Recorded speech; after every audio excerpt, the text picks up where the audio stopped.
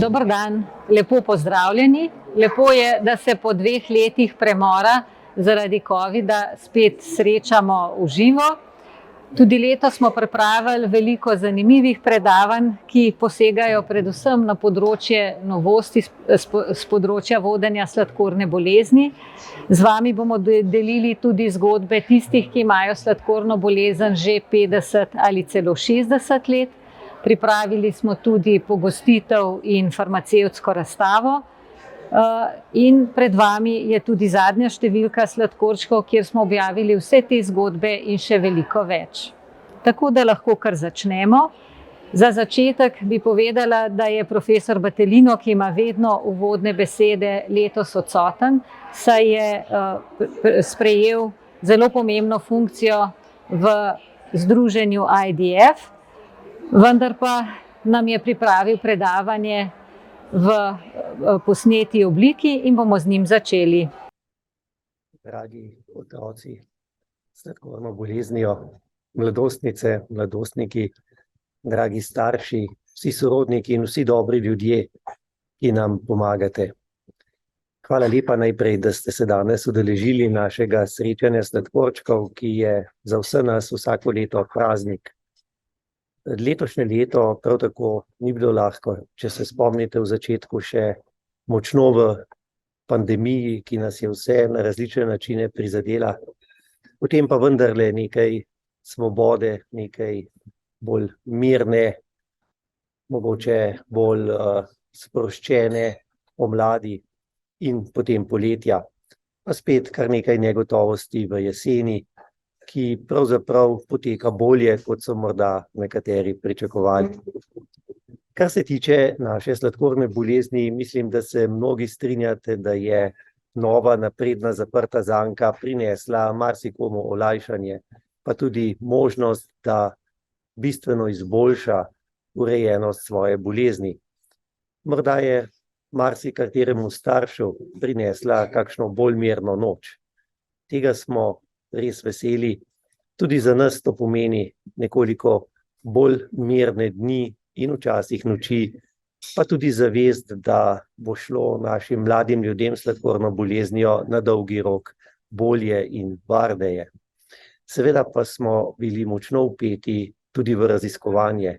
Na eni strani v raziskovanje novih tehnologij, novih inzulinov, še hitrejših inzulinov, in tukaj bo ravno v naslednjih letih pravzaprav morda najbolj zanimiv razvoj, kar se tiče napredne zaprte zanke. Zgodaj v naslednjem letu bomo začeli tudi z raziskavo uporabe zaprte zanke pri predšolskih otrocih, kar je za nas na mnogo načinov še posebej pomembno. Seveda vsi vabljeni k sodelovanju. Morda bo koga zanimala raziskava, ki bo pravzaprav ocenjevala senzor, ki se ga vstavi pod kožo in je morda tam lahko več let, pa pravzaprav potem na telesu ne potrebuješ ničesar. Tak senzor je še v razvoju, njegova prednost je tudi, da lahko sočasno meri sladkor in ketone, tako da za nekaj mladih odraslih, ki jih tak podvig zanima, zelo lepo povabljeni v to raziskavo, ki bo morda prinesla neko novo pomembno možnost, da bodo ljudje lahko spremljali svoj sladkor, ne da bi menjavali senzorje ali imeli karkoli na telesu. In pa seveda na drugi strani pomemben sklop raziskav, ki vam jih bo predstavila dr. Šmigoc Švajger, in sicer za preprečevanje oziroma odlaganje sladkorne bolezni. Tukaj se ogromno spreminja, registrirano je bilo prvo zdravilo s strani ameriške Food and Drug Administration, ki pravzaprav zbuja neko upanje. Poleg tega pa v našem centru potekajo 4 vzporedne raziskave zdravil, ki bi lahko preprečile ali odložile začetek sladkorne bolezni tipa 1, pa najmanj 2 novi se obetata v naslednjem letu, tako da tudi na tem področju seveda prisrčno vabljeni, tukaj je neko novo upanje. Hkrati pa pravzaprav nekaj, kar bo pomembno za vse nas, morali bomo začeti odkrivati osebe, ki imajo tveganje za razvoj sladkorne bolezni, zato da bomo bolezen morda dejansko lahko vsaj za nekaj časa preprečili. Zato naj privabljeni vsi mladi sorodniki in sorodnice oseb s sladkorno boleznijo, da pridejo v našo ustanovo in si določijo protitelesa, ki so povezana s sladkorno boleznijo, saj bomo s tem lahko ugotovili, kakšno tveganje imajo. Hkrati pa v naslednjem letu pripravljamo tudi nacionalni screening za sladkorno bolezen. Se opravičujem za tole, kot vidite, sem na letališču.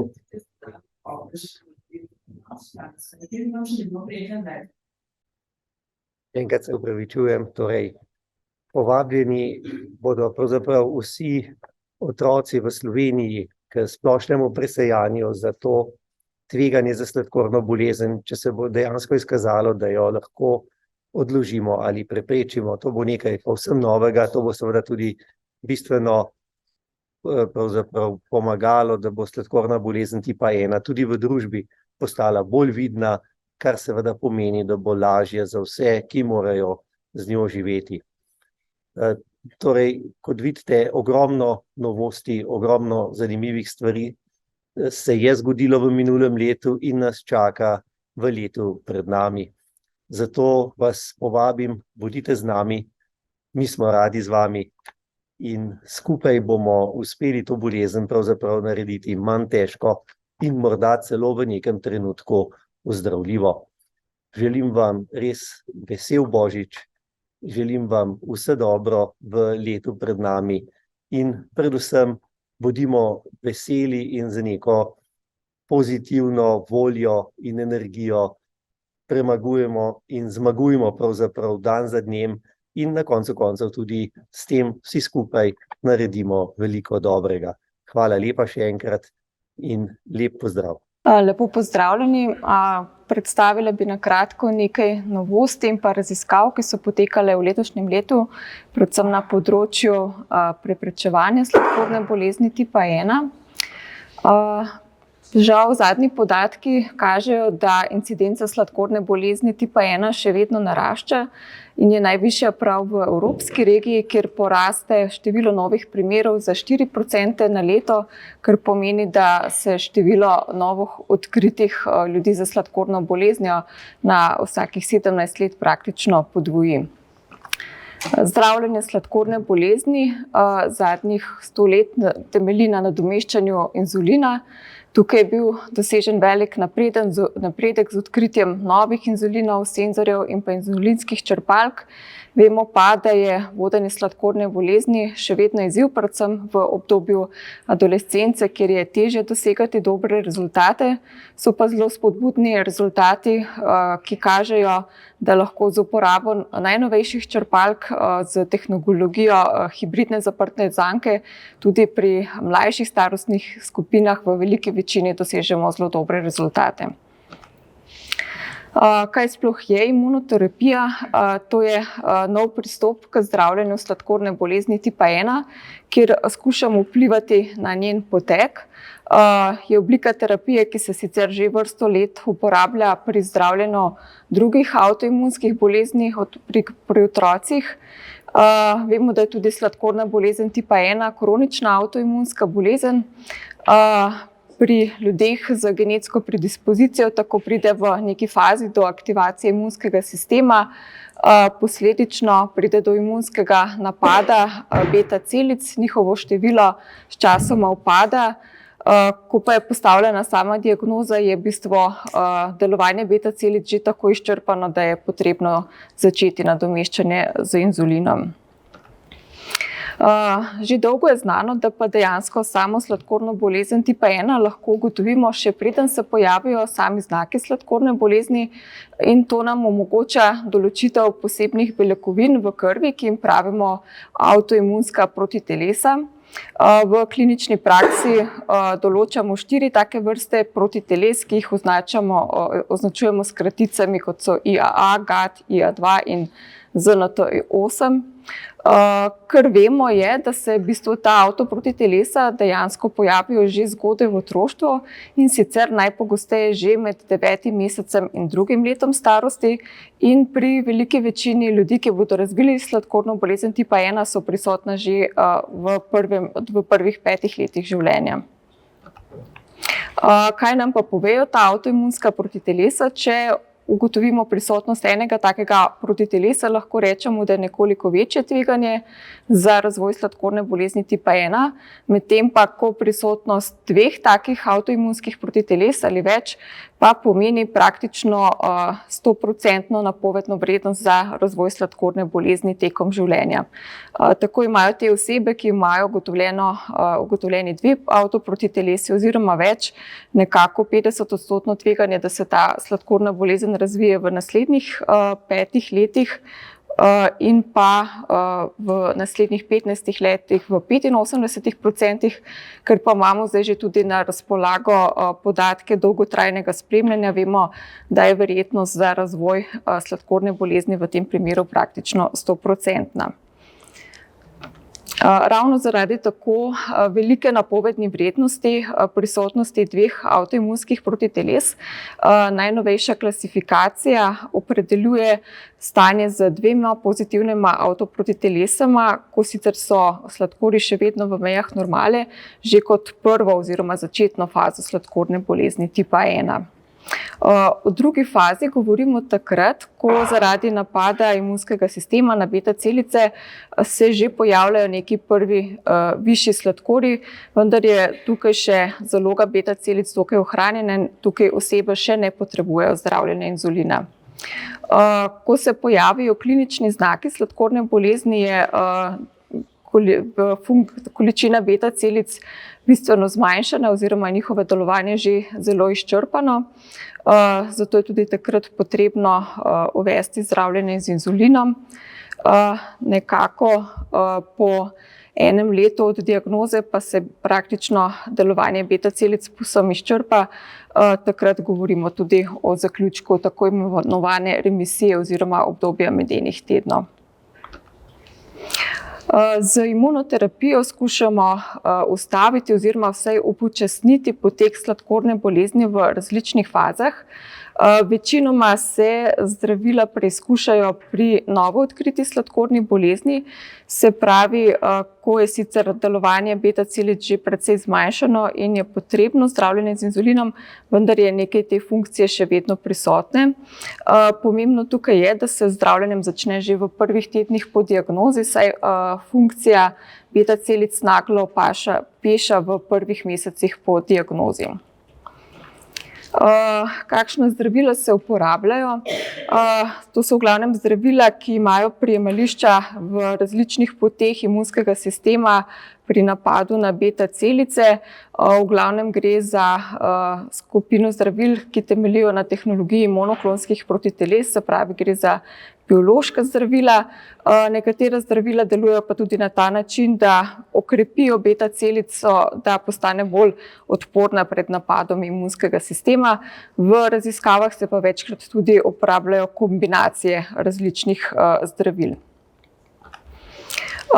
Kakšni so že do zdaj znani rezultati take terapije?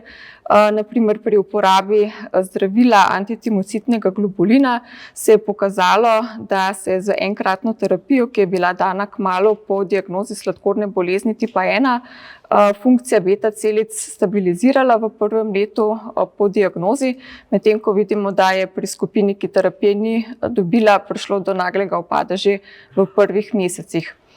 Tudi še po 2 leti po zaključenem zdravljenju je bila razlika v delovanju beta celic med skupino, ki je terapijo prejela, in pa tisto, ki je ni, še vedno prisotna. Zakaj je tako pomembno, da ohranimo delovanje beta celic čim dlje, se pravi, da je ta faza remisije čim daljša? Raziskave so namreč pokazale, da tudi še minimalno ohranjena funkcija beta celic pomaga k bistveno lažjemu urejanju sladkorjev. Tako imajo te osebe nekako 5-krat lažje dosegajo želene vrednosti glikiranega hemoglobina, imajo tudi bistveno nižje tveganje za težko hipoglikemijo, dobro uravnavanje sladkorne bolezni pa poveča kvaliteto življenja in tudi seveda zmanjša pozne zaplete. Kot da na našem oddelku smo poteka raziskava MELT-ATG od začetka letošnjega leta, kjer se uporablja zdravilo ATG. Udeleženci dobijo terapijo v prvih tednih po diagnozi. Zdravilo se da v obliki enkratne infuzije, ki steče v 2 zaporednih dneh. Do sedaj, se pravi v sami raziskavi sodeluje seveda več centrov iz evropskih držav. Do sedaj je bilo vključenih 74 udeležencev, od tega jih je bilo 22 starih manj kot 11 let.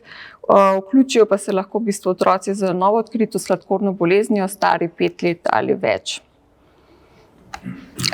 Poteka tudi raziskava IMPACT. Tukaj gre za preizkušanje zdravila Imotop. Zdravilo se tukaj daje v obliki podkožnih injekcij. Zaenkrat raziskava poteka pri starejših od 18 let, predvidena pa je tudi kmalu vključitev nižjih starostnih skupin. V sodelovanju z farmacevtsko družbo Novartis poteka raziskava, kjer se preizkuša zdravilo Iscalimab. To je monoklonsko protitelo. Zdravilo se aplicira doma enkrat tedensko, samo zdravljenje pa traja 1 leto. Zaenkrat se lahko tukaj vključijo otroci, ki so starejši od 12 let. Zdravilo Ladarixin je pa zdravilo, ki se daje v obliki tablet. Že v predhodni raziskavi je lahko pokazalo, da lahko s to terapijo, predvsem pri tistih, ki imajo že kmalu po postavljeni diagnozi dokaj izčrpano funkcijo beta celic, s to terapijo dosežejo nižje vrednosti glikiranega hemoglobina in imajo tudi manjšo porabo inzulina. Tukaj se v to raziskavo lahko vključijo otroci, ki so starejši od 14 let. Glede na to, da so se pokazali učinki imunoterapije, se pravi ob novo odkriti sladkorni bolezni, si seveda želimo, da bi lahko samo bolezen ustavili že v zgodnejši fazi, ko je večina beta celic še ohranjeno. In dejansko se je pri tej fazi uporabilo zdravilo Teplizumab. V sami raziskavi, kjer je bilo zdravilo uporabljeno, so sodelovali osebe, ki so bili sorodniki nekoga, ki je imel v družini sladkorno bolezen tipa 1, so imeli potrjeno prisotnost 2 avtoimunskih protiteles in so imeli tudi že začetne znake nekoliko višjih sladkorjev, vendar še ne v tej meri, da bi potrebovali zdravljenje z inzulinom. Samo zdravilo se je dajalo v obliki infuzije, ki je trajala 30 minut v 14 zaporednih dneh. V nadaljnjem poteku raziskave pa so spremljali, koliko oseb bo razvilo sladkorno bolezen v času opazovanja, se pravi, primerjala se skupina, ki je prejela terapijo, z tisto skupino, ki terapije ni prejela. Po 2 letih analize se je pokazalo, da je sladkorno bolezen razvilo 44% oseb, ki ni prejelo terapije, medtem ko je bilo takih oseb, ki so samo terapijo prejele, pa le 7%, kar je pomenilo, da smo s tem zdravljenjem lahko sladkorno bolezen oziroma zdravljenje z inzulinom odložili za 2 leti. Analiza daljšega spremljanja, ki je bila opravljena po 3 letih, pa je pokazalo, da dejansko lahko z to terapijo samo sladkorno bolezen odložimo za 3 leta. Pomemben je bil tudi podatek v tej raziskavi, da je bilo malo neželenih stranskih učinkov, tako da se je zdravilo izkazalo dovolj varno za uporabo. Te dokazi so bili tudi zadosti, da je bilo dejansko samo zdravilo odobreno za promet z strani Ameriške agencije za zdravila pred kratkim, se pravi, to je bilo 17. novembra. Se pravi, gre za prvo zdravilo odobreno, ki lahko odloži sladkorno bolezen približno v povprečju za 3 leta. Je pa potrebno začeti z zdravljenjem še torej v zgodnji asimptomatski fazi. Se pravi, zdravijo se lahko osebe, ki imajo ugotovljene prisotnost 2 avtoimunskih protiteles, imajo neke začetne višje vrednosti krvnih sladkorjev, še ne potrebujejo inzulina. Zaenkrat je zdravilo odobreno za otroke starejše od 8 let. Kot je že bilo predhodno povedano, zdravljenje poteka ambulantno v obliki 30-minutne infuzije, ki se daje v 14 zaporednih dneh. Zdravilo je pa zaenkrat odobreno v Ameriki in še ne v Evropi.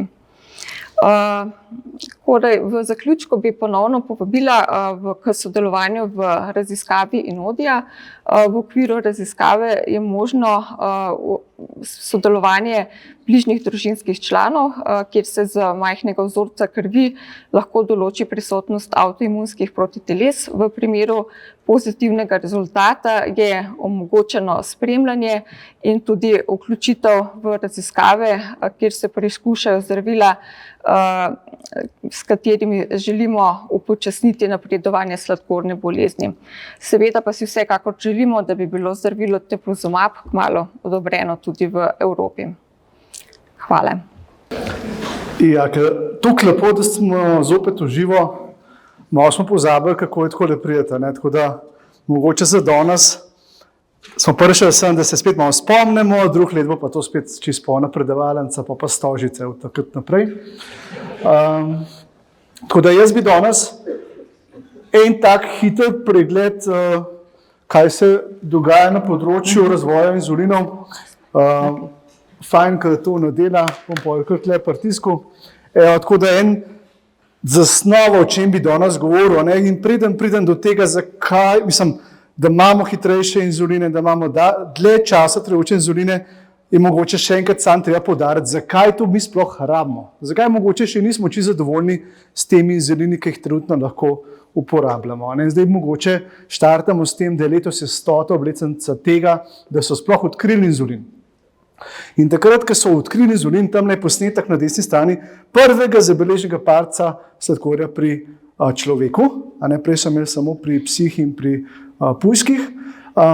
In levo je to novica, ki je bila objavljena potem, dogaja se to v Torontu in takrat so obrizgali nekoliko drugačen inzulina, to je bil tak smuti, ko so vzeli te trebušne slinavke in pol jih v mikser dali, malo pomešali, dodali žvepleno kislino, pustili 2 uri, potem dodali 70% alkohol, čakali 3 ure in potem iz unega zmesi ali karkoli že tiste je bilo, ubrizgali prvemu otroku in ta otrok takrat ni bil najbolj navdušen, imel kar pomembno imunsko reakcijo, ampak so potem ta postopek en mesec oziroma še manj 3 tedne izboljševali, naredili, da je bil dosti bolj čist preparat in čez 3 tedne je ta otrok, Leonard Thompson, dobil to injekcijo in od takrat naprej to zgodbo o uspehu. In seveda so te inzulini v teh 100 letih vsaj mačkaj mogli napredovati. Drug pomemben mejnik je bil pa približno 30 let nazaj, ki je bila ta velika študija, ki jo ves čas vsi citiramo, DCCT. In takrat se je ta filozofija sladkorne bolezni pomembno spremenila. Prej je bilo tako, daš inzulin, rešeno za tisti dan, najboljš, kar so lahko znali. Ta študija pa pokazala, da če ti redno meriš sladkor, in zdaj pride ta drug vidik, da moraš sladkor redno spremljati, in na podlagi vrednosti prilagajaš odmerki inzulina, se pomembno izboljša kvaliteta življenja in se preprečuje te dolgoročne zaplete. In zdaj te vidite, te dve krivulji, v starem klancu je to, da če daš samo enkrat na dan inzulin, pustiš potem namer in to je vedno večja verjetnost zapletov in ta spoden klanc je pa to, da če pa bolj natančno vodiš. In da takrat se ta mejnik zgodil, da včasih so imeli te relativno redke in nenatančne metode, koliko imaš ti sladkorja nekje, naprej v urinu, potem v krvi. Od takrat naprej se pa poskuša to bolj natančno prilagajati z sodobnejšimi merilci, ki bom polih tudi pokazal. Od takrat naprej ima pa tudi smisel, da bi zdaj, če večkrat meriš, potem večkrat lahko daš inzulin, od takrat naprej tudi smisel, da daš inzulin, ki manj časa deluje, oziroma hitreje deluje. To je neka taka schema razvoja, ker je v dve skrajnosti. En del gre tako navzgor v špico, kjer želimo, da inzulin deluje čim bolj, čim hitreje. In še drug pomemben vidik, da tudi čim hitreje neha delati. Zato, da ko pa ti hočeš preprečiti delovanje inzulina, ustaviš dovajanje in se tudi pol ta vlak delujočega inzulina hitreje upočasni. Drug del pa ta položen del je pa to, da razvijajo dolgo delujoče inzuline, ki bi neko stabilno vrednost držali dlje časa. Kot sem rekel, včasih so merili prisotnost sladkorja v povezavi z vezavo na en reagent in so bolj, ki bo vezan reagent, sklepali, da ima več sladkorja oseba v urinu. Zdaj pa te pripomočke nadomeščajo senzorji. Senzor, ki lahko praktično neprekinjeno meri vrednost glukoze v podkožju, ki je relativno dober približek vrednosti glukoze v krvi. In te senzorji so res nadomestili te lično izpolnjene zvezke, včasih tudi samo 10 minut pred pregledom pri nas. In to je zdaj ta razlika, ker imaš v bistvu te točke, ki meriš sladkor na 2-3 ure ali na 4 ure in v resnici ne veš, kaj se je med dvema točkama zgodilo. Zdaj pa te točke povežeš s črto. Zdaj ena točka, ki je vrednost 6, ima čist drug pomen, če je prej bila vrednost 15, a pa če je bila prej vrednost 3. Se na podlagi te točke lahko drugače odločaš. In zdaj seveda senzorji napredujejo, vedno bolj natančni so, bolj jim lahko verjamemo in predvsem manj jih rabimo kalibrirati, kar je tudi ena velika prednost. In tudi recimo v podatkih večjih centrov, naši podatki so, da skoraj 90% otrok trenutno uporablja senzorje v našem centru. V svetu, v tej mapci, ki je 110 centrov, približno 70%, vse to v nekih 5 letih. To vidite, kako se je uporaba senzorjev zelo strmo povečevala. In zdaj, ko imamo senzorje, se moramo samo še zmeniti, zdaj pa vidimo te podatke senzorjev, dajmo se skupaj zmeniti, kako te podatke interpretiramo. Zdaj ne moreš reči, če imaš enkrat senzorje, ne moreš reči, glikiran hemoglobin. Glikiran hemoglobin je samo del eritrocita, kamor se je sladkor vezal, več je bilo sladkorja, več je vezanega, dajmo sklepati, koliko je bilo sladkorja. Ne pove kaj dosti. Če imamo pa ta čas v ciljnem območju, pa lahko rečemo, koliko teh točk v dnevu, po noči, po dnevi je padel v to ciljno območje. Ta ciljno območje smo mu rekli za začetku med 3, 9 pa 10.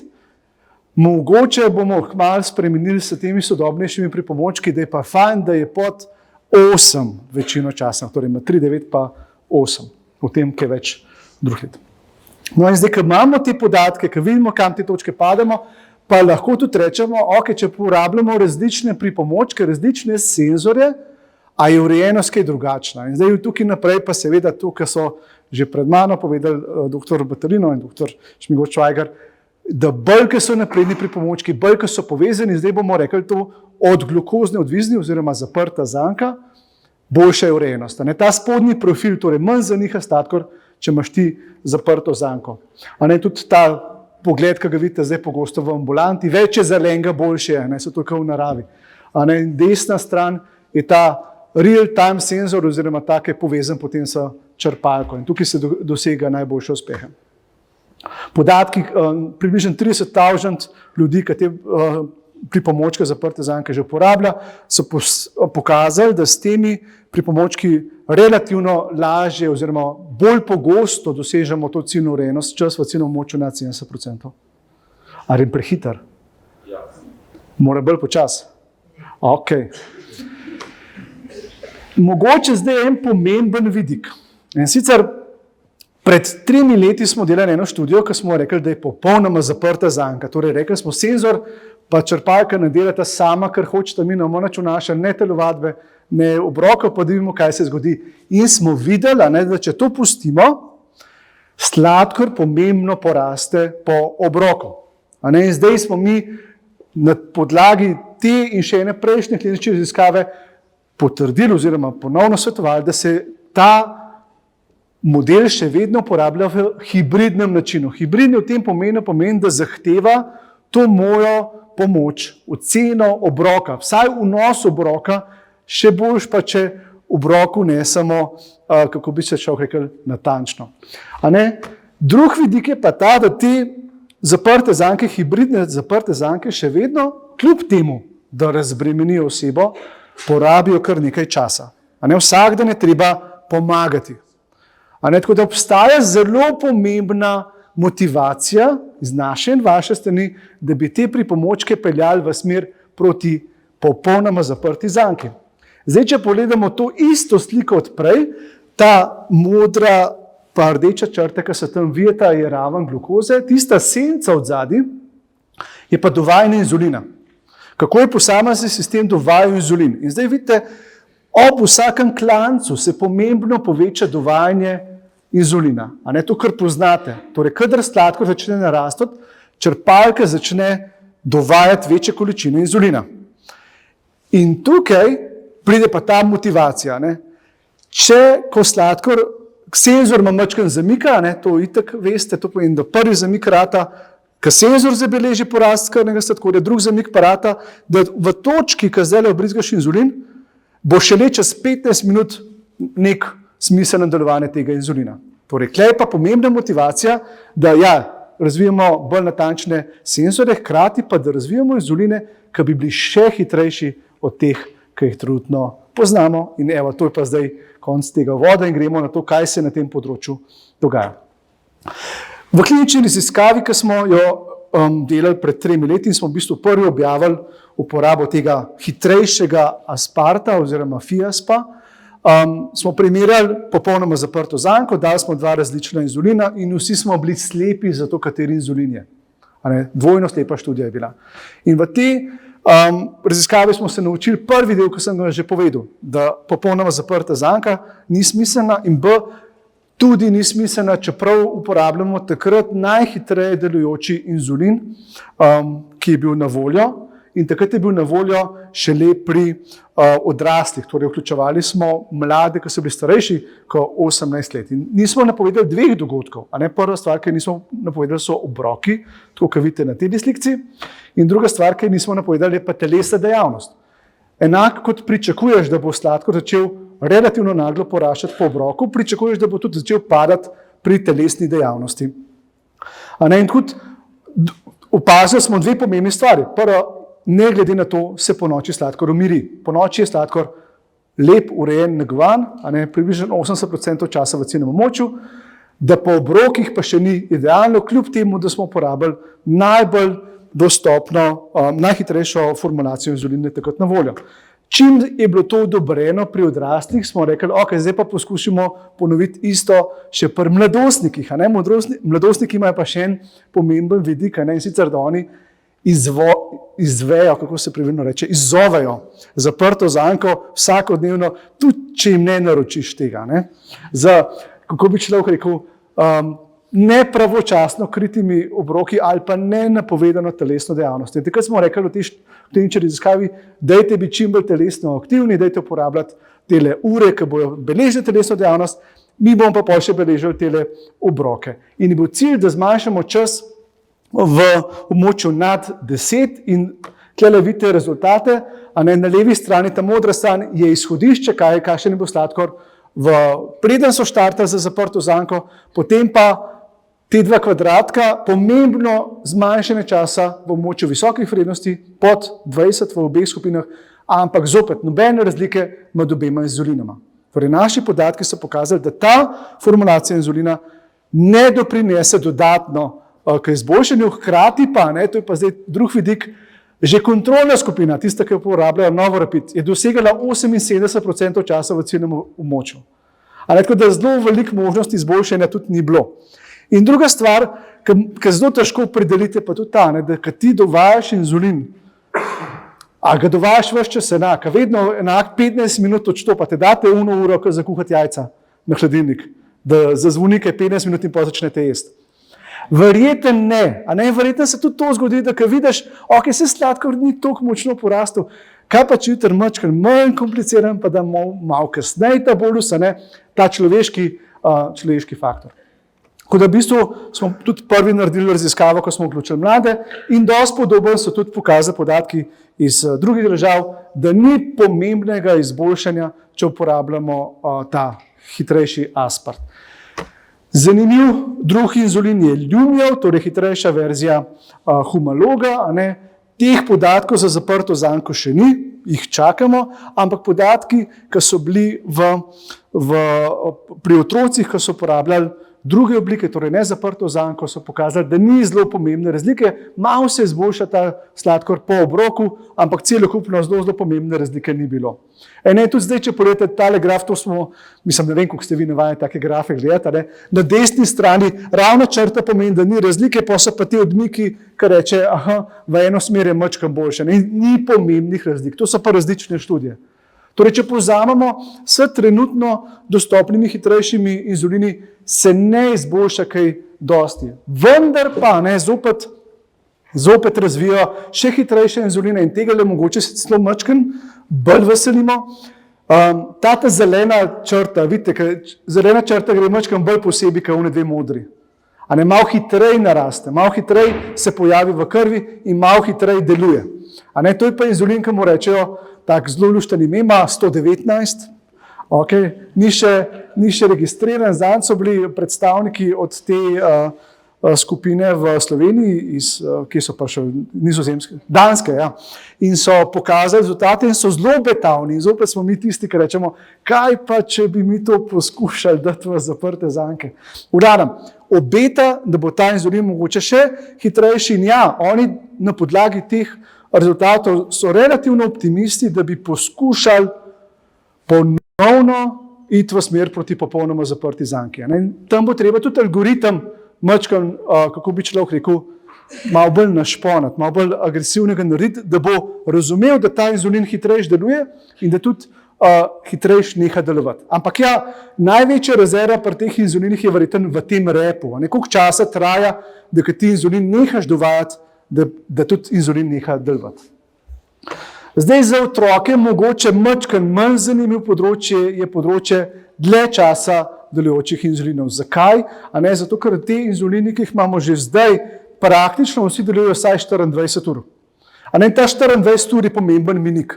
V bistvu, če to daš enkrat na dan, a ne, in itak daš potem še hitrejše delujočega, je verjetno to dovolj dolgo in potem ni več neke pomembne smiselnosti, da razvijaš zelo dlje časa trajajoče.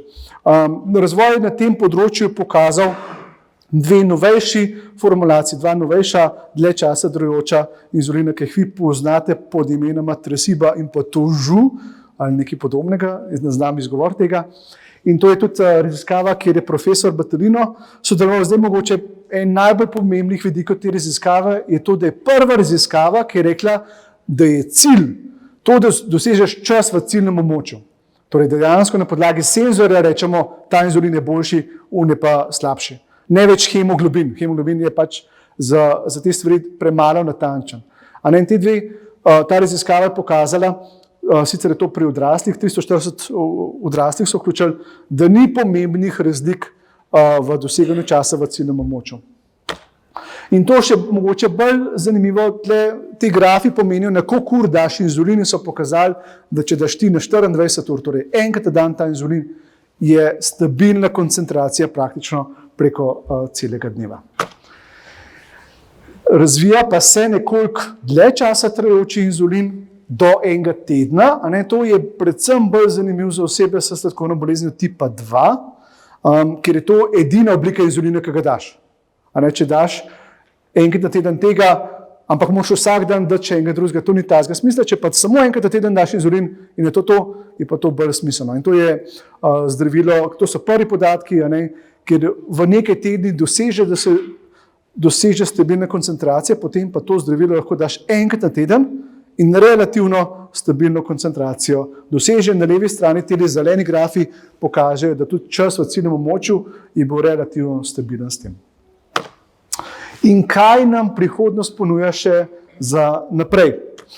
In sicer prvi vidik je ta, da te inzulini, ki jih zdaj uporabljamo, so varni, da pomembnih razlik med temi hitrejšimi ni. Vsej nam daj, kakšna družina reče, ja, nam pa ta bolj paše, super, ampak pomembnih razlik na dolgi rok med temi trenutnimi inzulini ni. Drug pomemben vidik je ta, da upamo, da bodo te inzulini postali bolj dostopni. Pri nas je to, mi živimo v nekem mehurčku, ne vem, če ste opazili. Pri nas dobite inzulin, greste v lekarno in dobite inzulin. Po svetu ni tako. Če boste šli potovati v države tretjega sveta, je pogosto problem. V Ameriki je problem. V Ameriki je v bistvu plačilo inzulina 10-krat dražje, kot tukaj, in to predstavlja pomembno finančno breme, da niti ne rečem, da določene države pa sploh inzulina nimajo na voljo ves čas. Ampak če pa imamo možnost, če je nek razvoj, gre naprej, gre pa mogoče tudi v smer teh pametnejših inzulinov. Že 2015 je bil prvi članek v Nature, ko so rekli, mi so pa naredili tak inzulin, tak peč, ki ga boš dal na podkožje in bo on zaznavil, kdaj sladkor porašča in bo on potem dovajal inzulin, čemur mi pa rečemo še vse, to je v bistvu dela zaprta zanka. Je močkrat drugače, ok, kabelček je vmes, pa senzor moraš imeti, ampak v resnici je to dosti podoben sistem. In pa drug vidik, da v bistvu bi se inzulin, ki bi ga ti ubrizgal, sam zbudil na podlagi ravni glukoze okolj. Torej bi nek tak peč zaznal, koliko sladkor porašča, a ne bi sprostil iz svojo vsebino na podlagi te koncentracije. Zdaj iz profesor Bratina so pa bila tudi na enem zanimivem predavanju, ko so pa potem kazali, kako pogoltneš eno tako kapsulo in je potem v bistvu aktiviraš in ta kapsulca potem spusti tako iglico in takrat izbrizga svoj inzulin. Jaz ne vem, no, takrat nas ni tisti posnetek, nas ni čisto prepričal, da je to neka prava smer razvoja.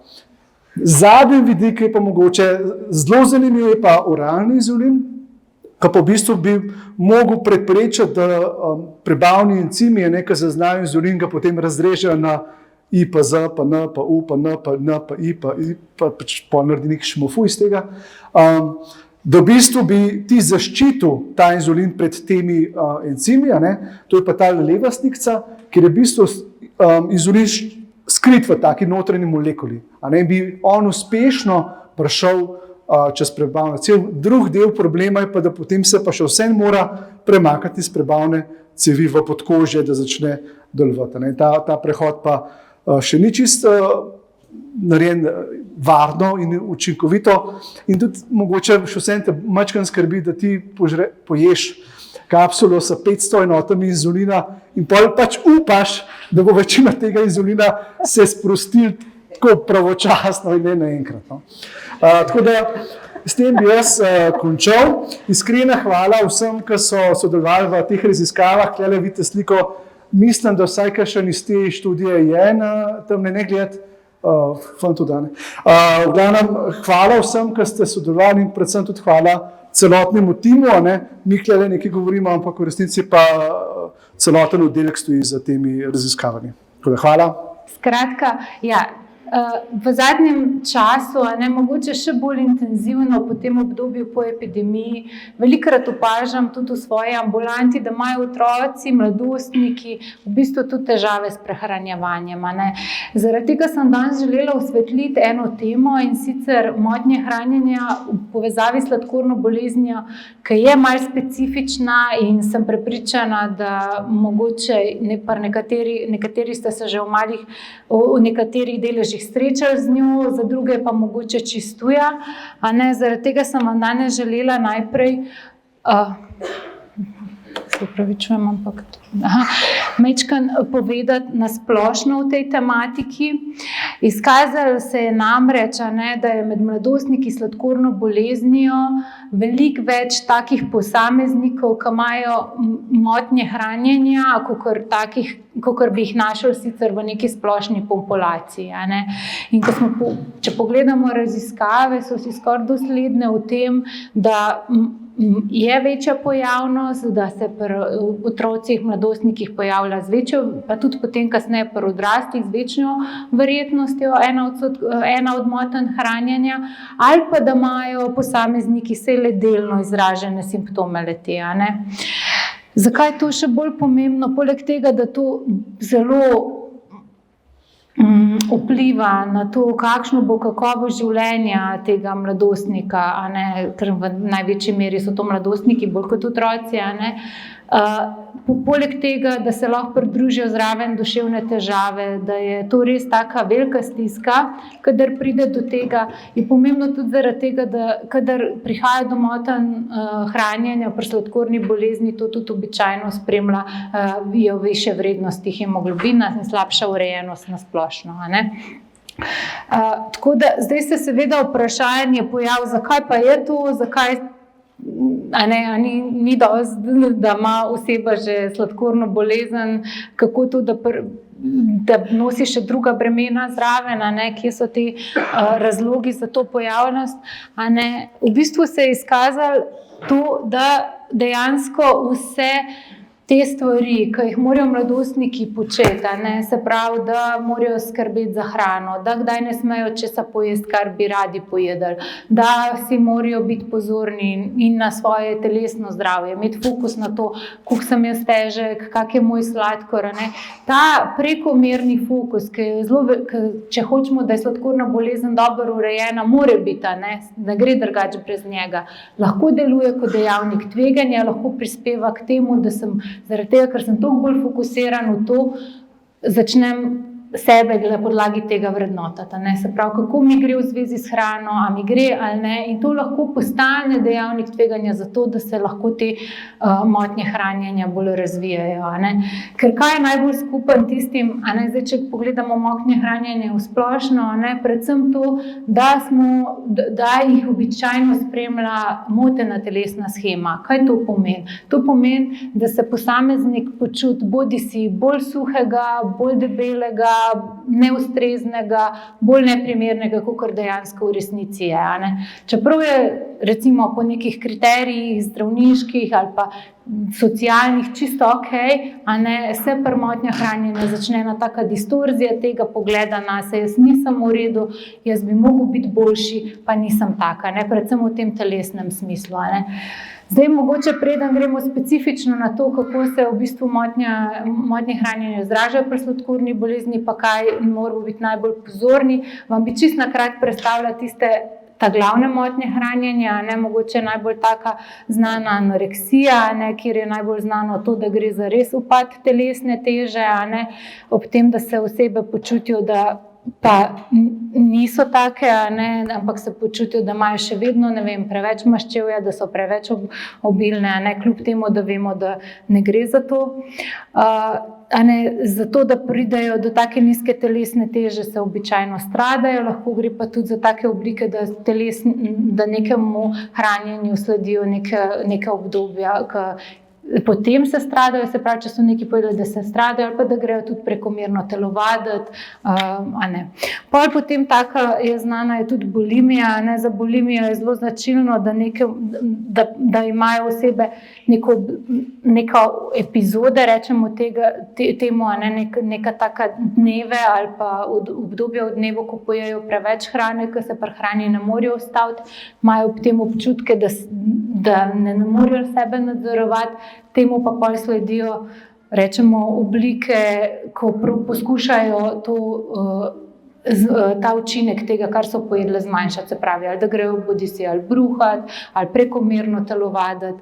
In v ozadju pa je ena taka grozna stiska, ena grozna krivda, zelo slabo telesno počutje in to vodi res v tak začaran krog, ki je zelo težek za nositi mentalno.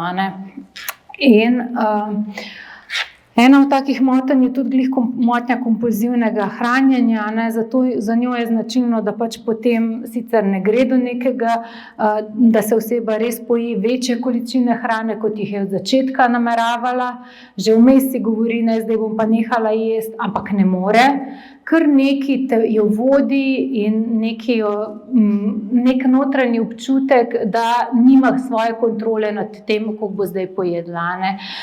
Osebe, ki doživljajo take epizode kompulzivnega prenajedanja, pa poročajo o tem, da so izredno v stiski, spremlja jih občutek gnusa, kaj so naredili, ful jim je težko, ful imajo občutke krivde in se zelo slabo ob tem počutijo.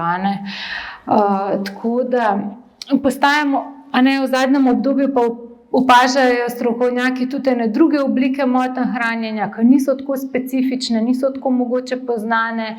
Ena takih je recimo tudi ortoreksija.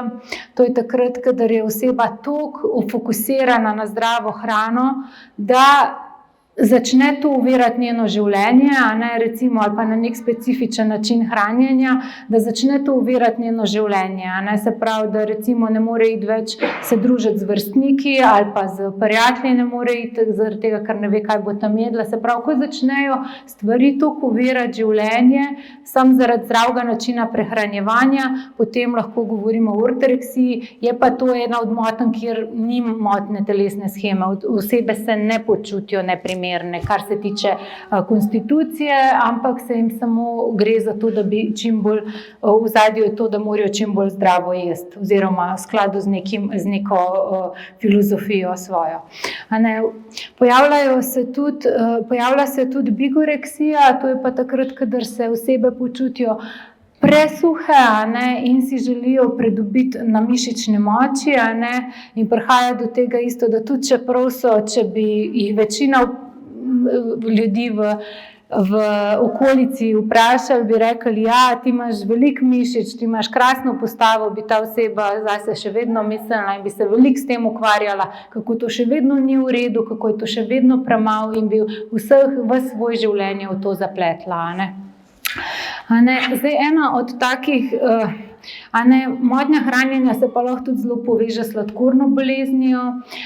Temu so v svetu nekateri dali ime, to ni uradna medicinska diagnoza, ampak se pojavlja v literaturi diabolimija, kjer pride do prepleta vodenja sladkorne bolezni pa neke motnje hranjenja.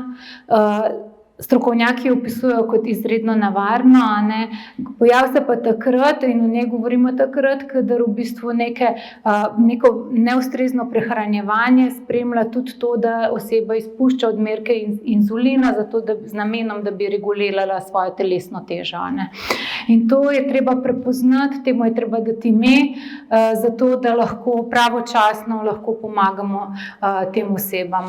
Ker kot so pokazale raziskave, ki so longitudinalno spremljale te osebe, lahko pridejo res do, imajo slabše rezultate naprej za prihodnost, kakor osebe samo z motnjo hranjenja ali pa tiste, ki imajo samo sladkorno bolezen. Zdaj pa tako tudi, večkrat pa vidimo v ambulanti ali pa v bolnici, srečamo pa posameznike, ki pa imajo samo določene simptome motenj hranjenja, take blažje oblike. To ne pomeni, da ji rečemo, to je tako hudo za diagnozo, ampak vidimo, da so eni vzorci, ki so nezdravi.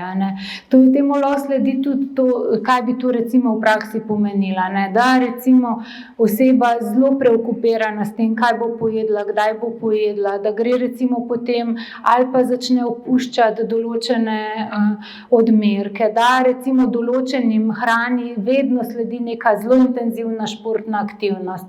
Pa ne me narobe razumeti, šport je zelo priporočljiv v okviru vodenja sladkorne bolezni, vendar kadar ima funkcijo samo zato, da jaz porabim te kalorije in se oseba samo s tem namenom in preveč žene v to stvar, potem je treba biti tudi na te simptome pozoren. Kaj se v bistvu dogaja, kaj se zgodi, da se zgodi. Običajno se začne zelo s takim čist nedolžnim omejevanjem. Omejevanje je tisto, ki je za začetek osnova in zelo velik dejavnik tveganja, da se razvija motnja hranjenja. Če si predstavljamo, neka mladostnica čisto normalno je, potem pa nekega dne reče, zdaj pa ne vem, jaz mislim, da imam tlele par kilco, 2 preveč, pa bom jaz to probala zgubiti. In začne malo omejevati svojo hrano, začne spuščati obroke, reče si, tega ne bom, potem pa enkrat na neki točki ta kontrola popusti. In pride do močnega hrepenenja po tem, kar je bilo zelo odvzeto. In takrat pride do tega, ker je tega bilo toliko odvzetega, da pride do nekega prehranjevanja, ki je preveč. Pride preveč, ne morem se zadržati, bom pa pojedla, ne vem, nisem 2 dni jedla nič sladkega, sam solato pa jajca, zdaj bom pa samo en piškot, poje en piškot, in se sproša en tak občutek krivde, zelo huda stiska in reče, se vseeno, če pojem kar celo škatlo, oziroma nič več si ne reče, sam še je, in ko je konc, je samo ena taka huda stiska, huda krivda in rajš kar pozabi na vse. V tistem trenutku niti rajš razmišlja več, da ima sploh še sladkorno, kak bo cukor, to me sploh ne zanima več, kaki bolusi, o tem bom razmišljala jutri ali pa nikoli, to se ni zgodilo. In tako pol to doživljanje odstran od sebe, in potem seveda se drug dan spet proba, grem nazaj, samo spet solata, jajca pa bo, a ne, in si lahko predstavljate, kako dolgo pol to traja, ne. Tako da, kadar to začutimo, kadar vidimo, da je, a ne, mogoče tule sem spustila velike teh dejavnikov, tveganja, omejitve v prehrani so samo ena, seveda tudi druge stvari prispevajo do tega, da se razvija motnje hranjenja, in če vidimo, a ne, da prihaja do tega, takrat se rabimo pogovoriti z otrokom pa mladostnikom, in če vidimo, da gre za tako stvar, je res nujen pogovor z zdravnikom, psihologom ali pa psihiatrom, da oceni, koliko je resna stvar, a ne.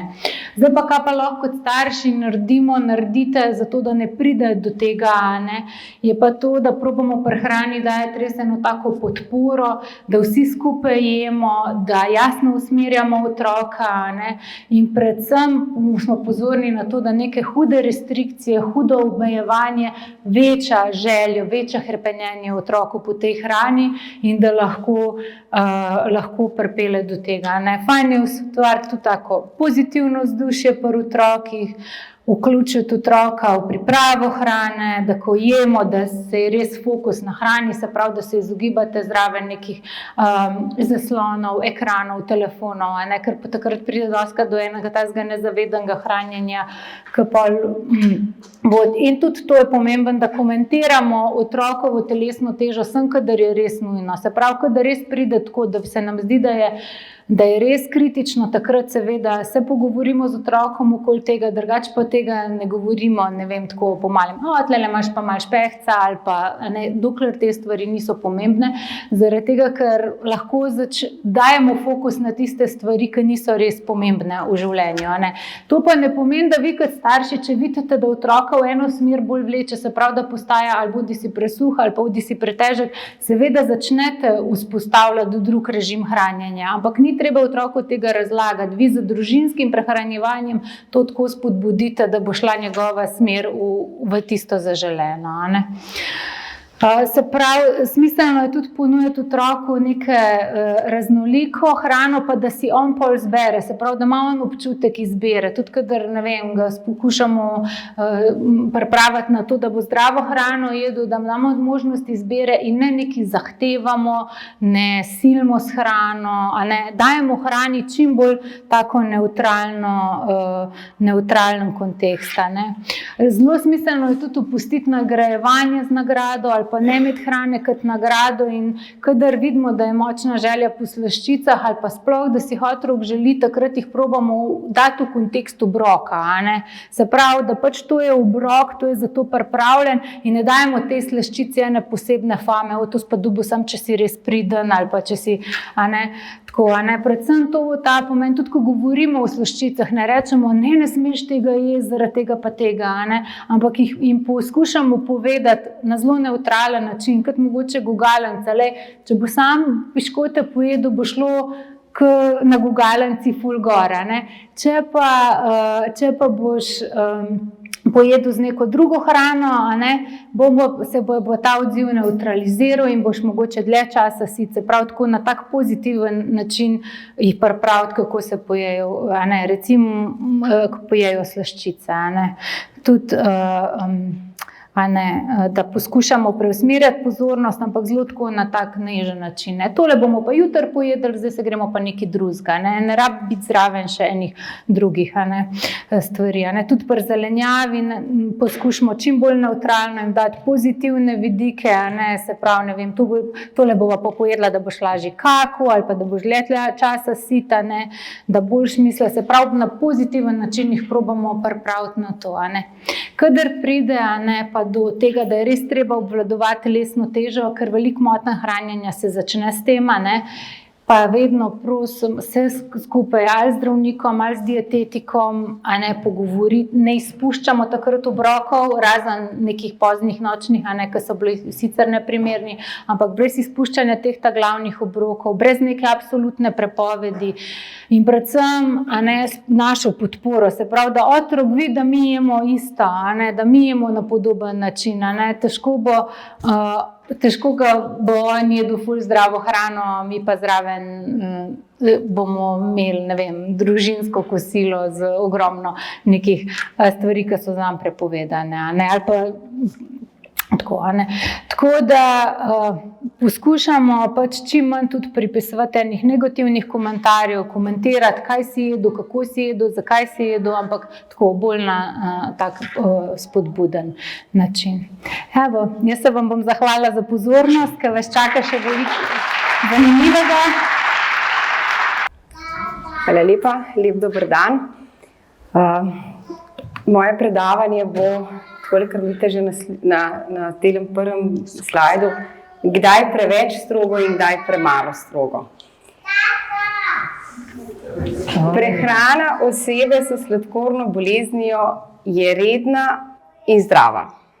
Ničesar ne prepovedujemo. To je vedno, ko začnem predavanje o prehrani, kakšno bomo zdaj imeli prehrana v vaše družine, začnem s tem stavkom. Da ni nič posebenega, da je to samo zdrava prehrana, kakršno bi mogel imeti vsak izmed nas, pa je včasih zaradi kakšnega razloga zagotovo nimamo. In ni ne dobrih, ne slabih živil. To je stavek pokojnega dr. Dražigosta Pokorna, ki nas je dietetiko pred 30 leti učil. In je rekel, dragi študentje, zapomnite si, ne delimo živila na dobra pa na slaba. Lahko so le kombinacije tiste, ki so včasih boljše na krožniku, včasih pa slabše. In prva stopnja, ki jo je treba, ko pride oseba ali pa otrok z novo odkrito sladkorno boleznijo v družino, je se vprašati, kakšen prehranjevalni vzorec ima naša družina. In te prehranjevalni vzorci seveda so tako prehranjevalne kot gibalne navade, ki jih otroci pridobijo v zgodnjem otroštvu, so tiste, ki vplivajo na izbiro živil kasneje v življenju. Torej, tisto, kar se Janeznak nauči, to Janezak zna. In zagotovo je prehranjevalne navade ali pa prehranjevalni vzorec mame in očeta sta tista, ki sta jo prinesla v novo družino. Vsak svoj prehranjevalni vzorec. In na neki točki sta se mogla pač zediniti, kdaj se bojo prehranjevali družina, kako se bo prehranjevala družina, kakšen hladilnik boste kupili, malo večji, malo manjši, z veliko zmrzovalne površine ali manj. Se pravi, za te prehranjevalne navade so bili krivi vaši starši, se pravi stari starši. Zdaj, če smo imeli kakšno staro mamo doma, se včasih pokecam, da je bila pač stara mama kriva za tisto, kar sem se jaz navadila jesti. In zdaj se veste, če so stare mame preveč popustljive, potem imamo prehranjevalni vzorec, ki je pa mogoče s kombinacijo večkrat slabši kot boljši. In starši smo oblikovalci prehranjevalnega vzorca družine. In seveda, ko pride novorojeno bitje v družino in ko dvojina postane množina, takrat smo pripravljeni na ogromne spremembe. Smo pripravljeni na spremembe, da se bomo bolj prehranjevali, da bomo najbolje poskrbeli za novega družinskega člana in potem v letu, dveh pozabimo na to. Ko pride enkrat otrok na družinsko prehranjevanje, se začne prehranjevati tako, kot smo se mi dva, ko sta bila še dvojina, prej prehranjevala. Pomembno je, da izoblikujete, tudi ko pride nova sladkorna bolezen v vašo družino, ko vstopi, da probate takrat spremeniti prehranjevalni vzorec. In ne spreminjajte prehranjevalnega vzorca samo otroka, ki ima sladkorno bolezen, ampak vseh v družini. Včasih me kar zaboli, ko slišim, da so še drugi otroci v družini, pa da drugih otrok ne smete prikrajšati za stvari. Nikogar ne prikrajšate s tem, ko greste na boljši prehranjevalni vzorec. In ne samo prehrana, tudi gibanje. In kako to doseči, zagotovo si morate zapomniti, da če drastične spremembe običajnih prehranjevalnih vzorcev osebe z sladkorno boleznijo spremenimo drastično, so dolgoročno neuspešni. In se bodo prej ali slej vrnili nazaj na tisto, kar so se naučili v zgodnjem otroštvu in na tisto, kar znajo. In na tisto, kar jim mi kažemo kot starši. In začnete lahko s prvim korakom. In to je sprememba nakupovalnih navad. Začnite v trgovino hoditi za začetek z listkom, na katerega napišete, kaj boste kupili.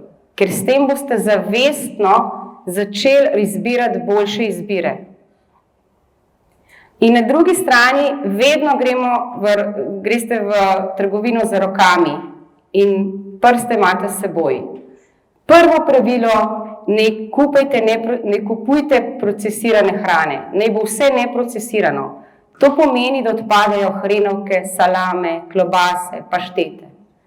Tega ne rabimo.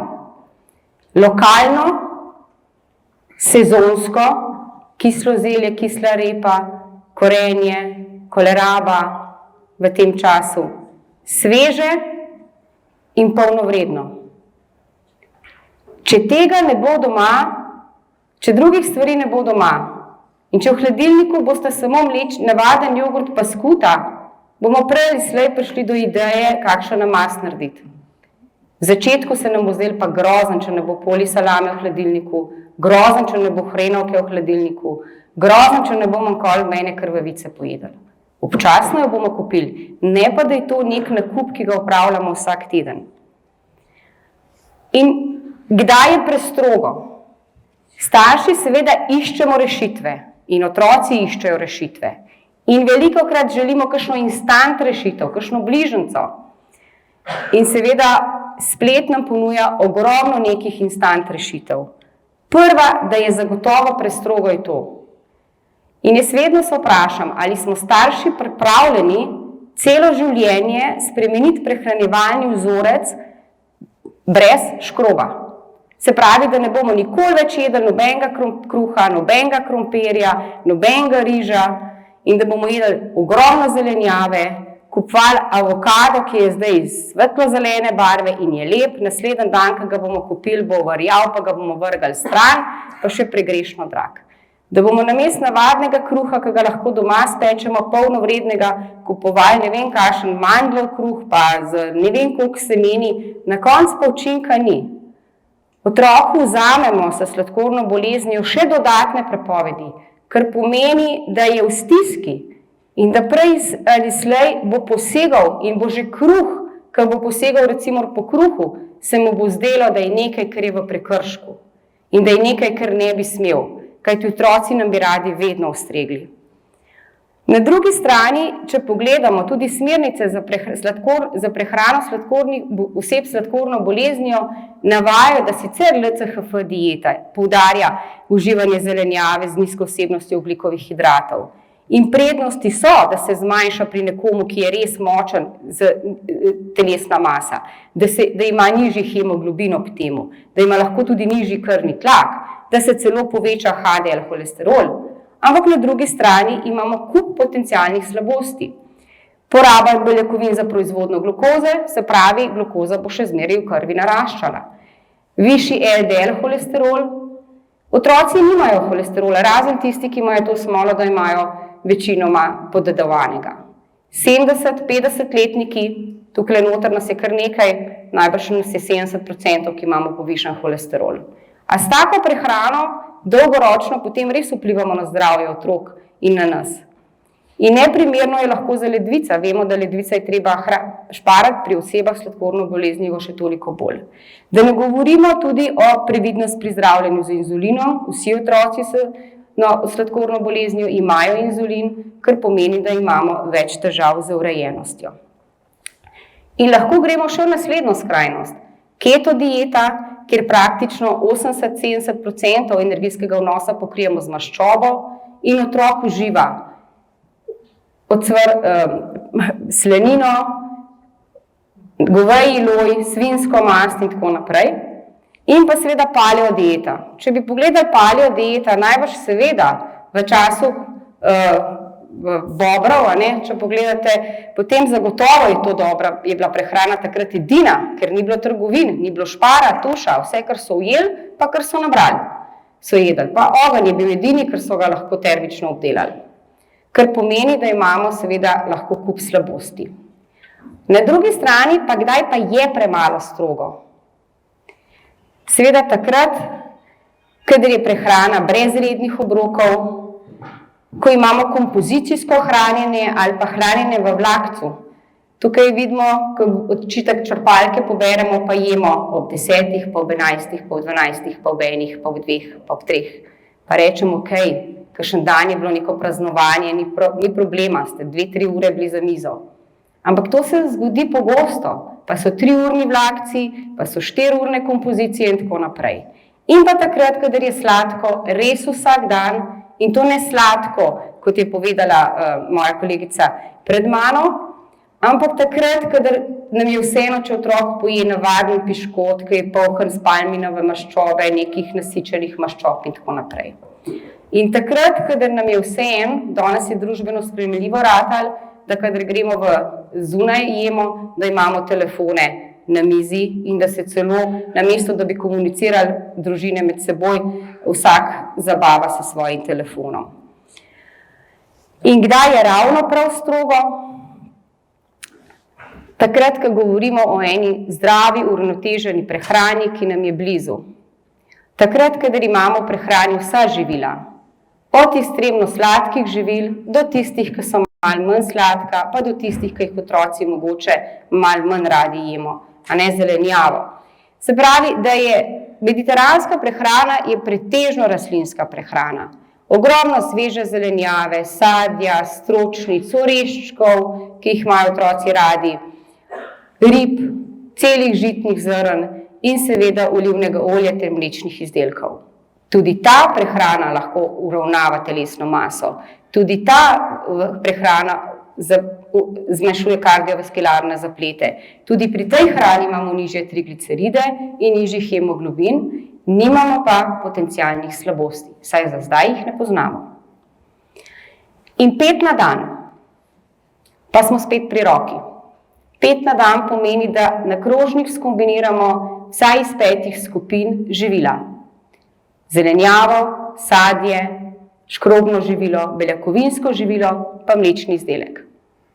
Če nam to uspe in da v 90% naša prehrana je sestavljena iz tega, še vedno imamo dovolj 10% sladke hrane, ki je lahko del vsakodnevnega obroka. In kombiniranje živil v obroku je pomembno.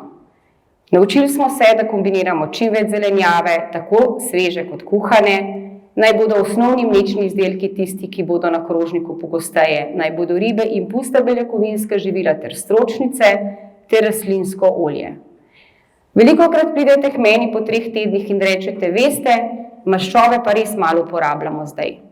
In vsi se zapičimo v maščobo. Maščoba upočasnjuje presnovo. In rastlinska olja ne delajo holesterola. Nikoli ga niso in ga nikoli ne bodo. Zato so zdrave maščobe pomemben del vsakodnevne prehrane. In mediteranci z maščobo upočasnjujejo presnovo in zato si lahko tudi po obroku vsakokrat privoščijo kakšno sladico.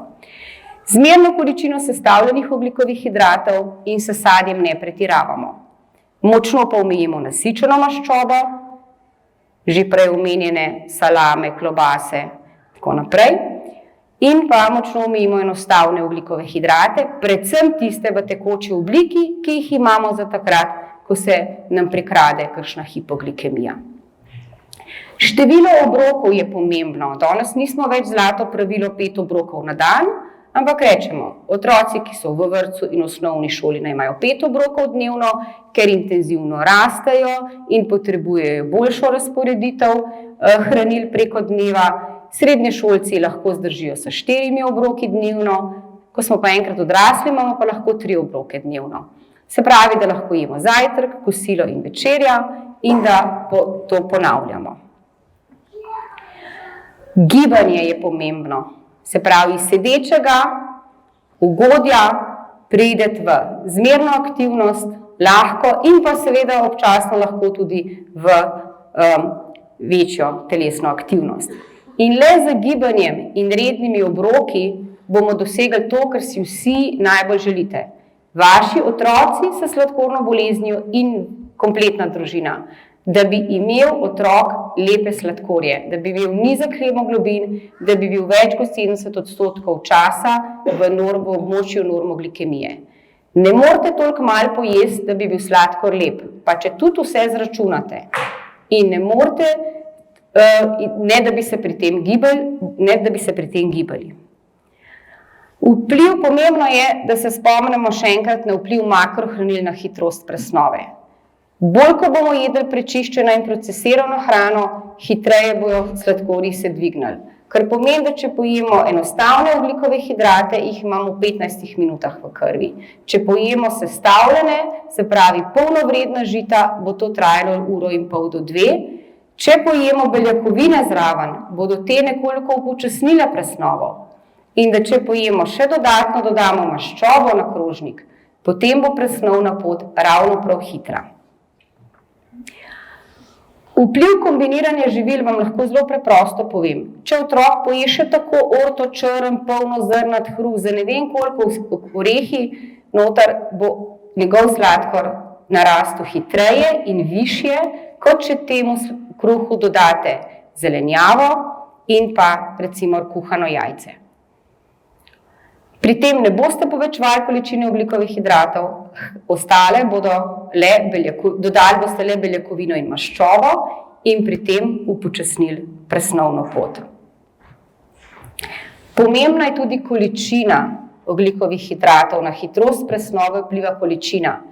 Tudi če boste jedli parboiled bel riž, ki bo pravilno kuhan, če bo ta porcija majhna ali srednja, do 50 gramov ogljikovih hidratov predstavljala, potem bo ob kombinaciji z beljakovinami in maščobami dvig sladkorja počasnejši oziroma še vedno v oranžnem območju, če ne čisto zelenem. Če bomo pa pojedli enormno porcijo 90 gramov ogljikovih hidratov z še takšnim polnozrnatim rižem, bo sladkor šel višje gor in hitreje. In za konec 4 zlata pravila. Prvo pravilo naj bo ponovljivost.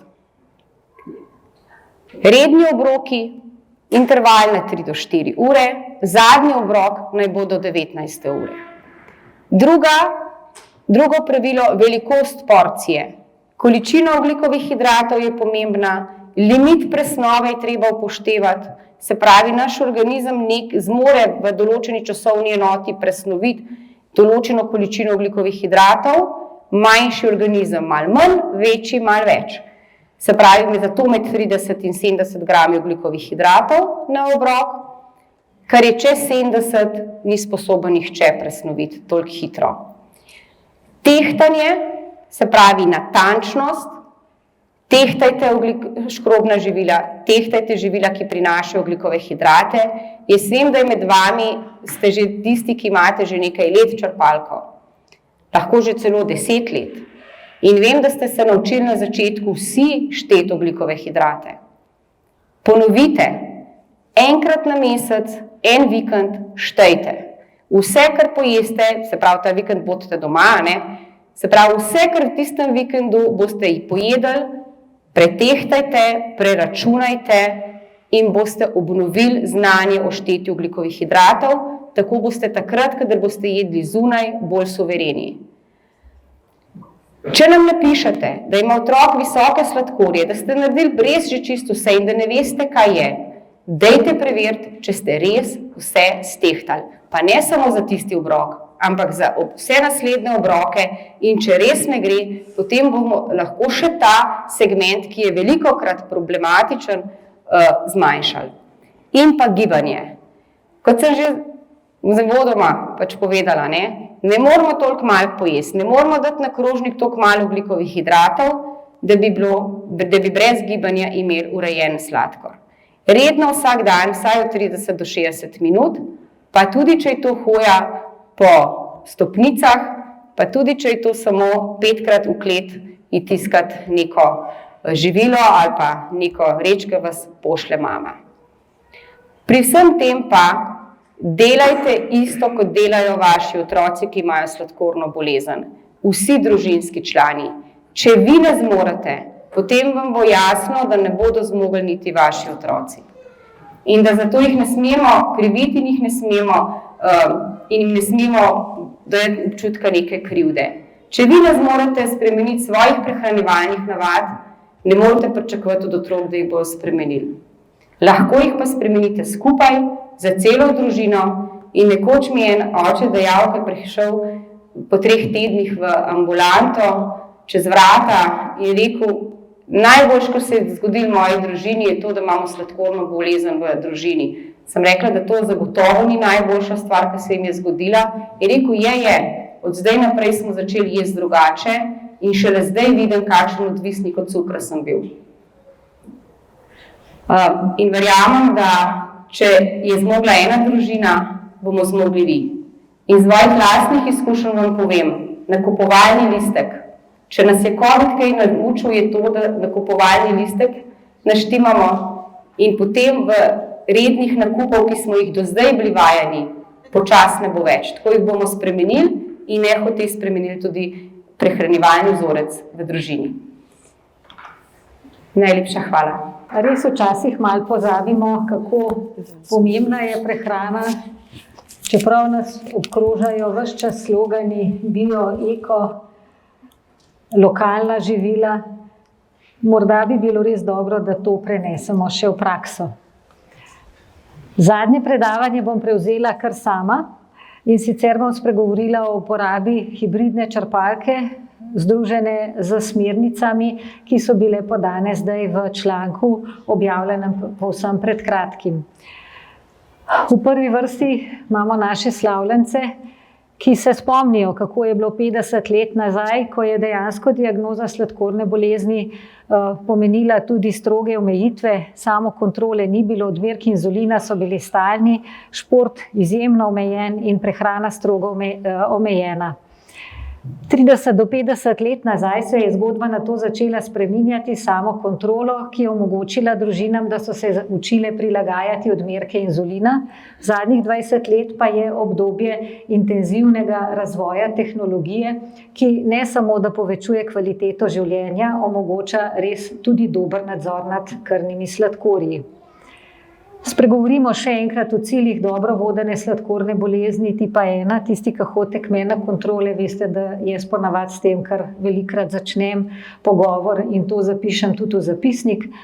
Če želimo, da se bo življenje s sladkorno boleznijo dobro odvijalo, naj bi bil glikiran hemoglobin pod 7%, senzorji in modernimi črpalkami pa sta vstopili dve novi meri in to je povprečni sladkor pod 8,5 milimola na liter in vsaj 70% meritev v območju med 3,9 in 10 milimoli na liter. Tudi mi, ki delamo na področju raziskav z področja sladkorne bolezni, si že dolga leta zastavljamo vprašanje, kaj bolj škoduje, ali je to visok ali nizek sladkor in vedno bolj je znano, da je visoko bolj nevarno. Visok sladkor lahko vpliva na kognitivne funkcije, pri otrocih na razvoj možganov in seveda vsi poznamo poglavje poznih zapletov sladkorne bolezni.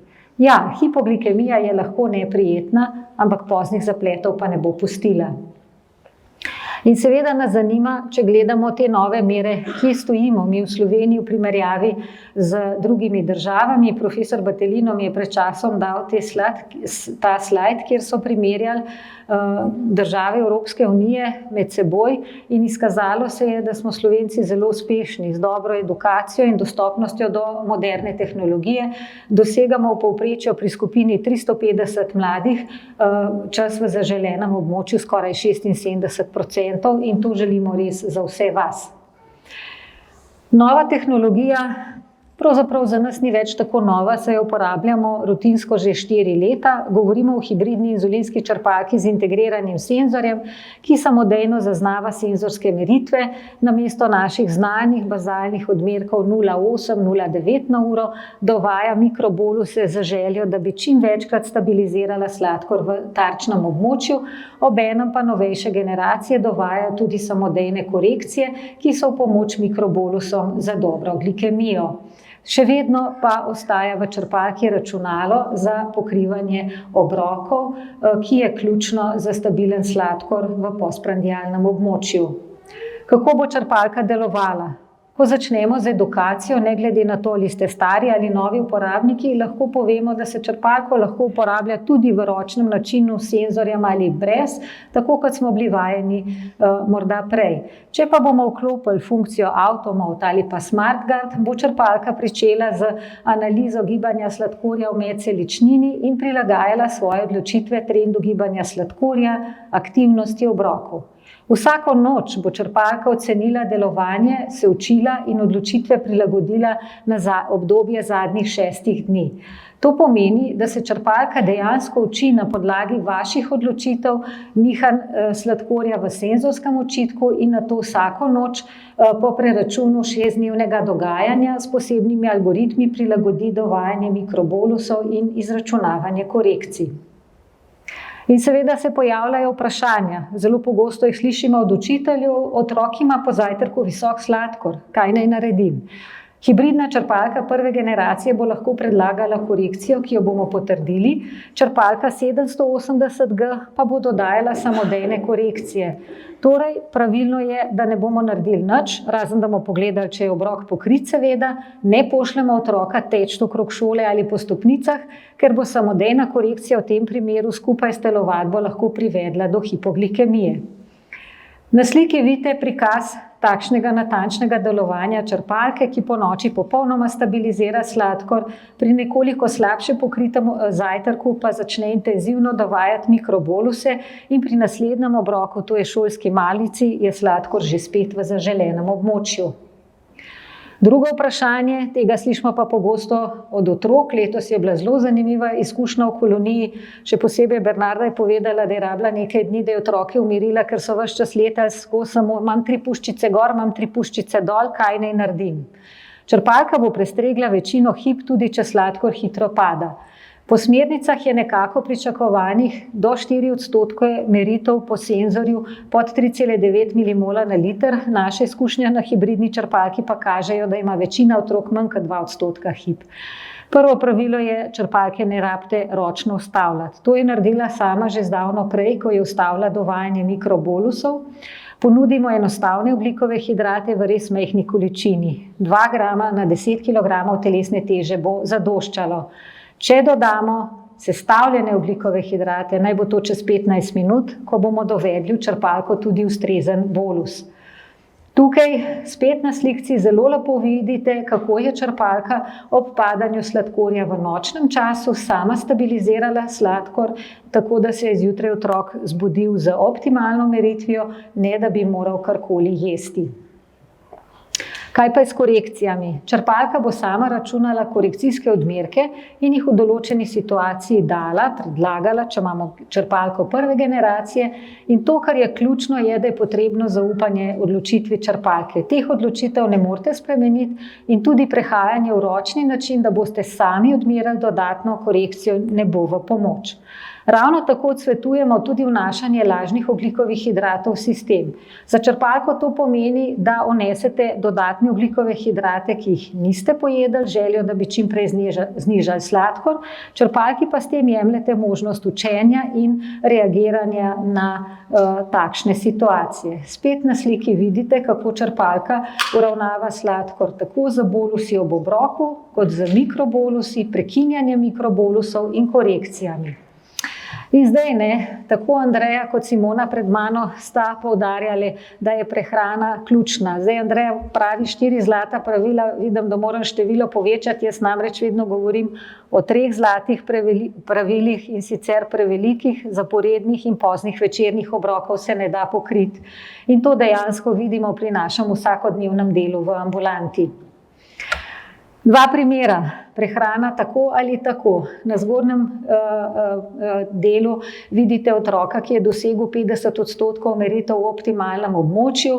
Naredil je tak tipičen vlakec nekje v času med malico in kosilom, ko si obroki sledijo iz ure v uro. Rezultat je seveda intenziven porast sladkorja preko 14 milimolov na liter, ki ga črpalka skuša urediti, vendar traja kar nekaj časa. Spodaj imamo pa primer 3 obrokov v enem dnevu in 93% meritev v optimalnem območju brez hipoglikemije. Ketoacidoza.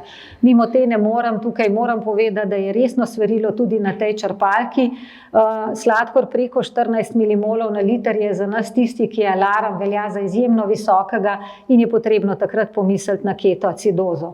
Pravila vedno dodamo v vaše ambulantne zapisnike, zapisane so tudi v sladkorčkih in sicer je sladkor preko 14 tisti, ki zahteva preverjanje ketonov. Če so ketoni negativni, na hibridni črpalki črpalki spremljate sladkor naslednjo uro ali dve, predvsem pa preverite, ali je bil zadnji obrok pokrit. Če sladkor ne pada, potem boste lahko zamenjali set in se bo sladkor stabiliziral sam.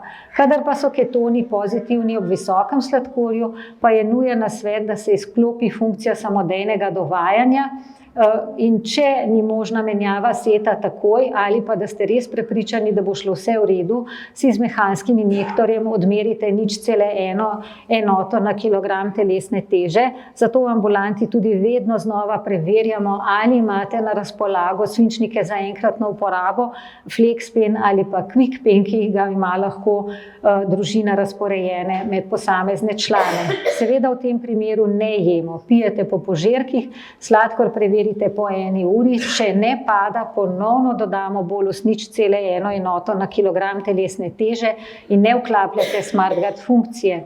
Če ste uspeli zamenjati set, boste seveda to drugo korekcijo že lahko dali s črpalko in ta postopek nadaljujete na 1 uro, dokler sladkor ne pade pod 14 milimolov na liter ali nastopi hipa. In zdaj najpomembneje, funkcijo SmartGuard lahko vklopite nazaj 3 ure po zadnjem danem korekcijskem bolusu. Seveda, če je otrok v šoli ali v vrtcu, še pomembno opozorilo, da sodi domov. Tukaj imate en tak prikaz pregledane ketoacidoze. Po 13. uri je sladkor začel strmo rasti. Črpalka je v tem času dodala samodejnih korekcij 30 enot, hvala Bogu brez efekta, drugače bi bila katastrofa. Družina je pa, oziroma tukaj bomo bolj rekli najstnica, je pa odreagirala šele po 5 urah in takrat so nas poklicali. Zdaj pa smernice. Smernice za uporabo hibridne črpalke so išle pred kratkim. Pri izdelavi teh smernic je bil vodilni avtor profesor Battelino, sodeloval je tudi dr. Dovč. Tako da smo veseli, da imamo 2 strokovnjaka, ki se zavedata pomena te tehnologije in sta navodila predala celemu svetu. Eno od osnovnih sporočil je, da je potreben temeljit razmislek o priporočanju sistema hibridne inzulinske črpalke vsem ljudem s sladkorno boleznijo za željo, da bodo izboljšali glikemijo. Osnovne skupine so šoloobvezni otroci od 7 do 14 let, seveda tudi mladostniki in odrasli, vedno bolj pa se razmislek pojavlja tudi pri starejših odraslih in pa v obdobju predšolskega otroka.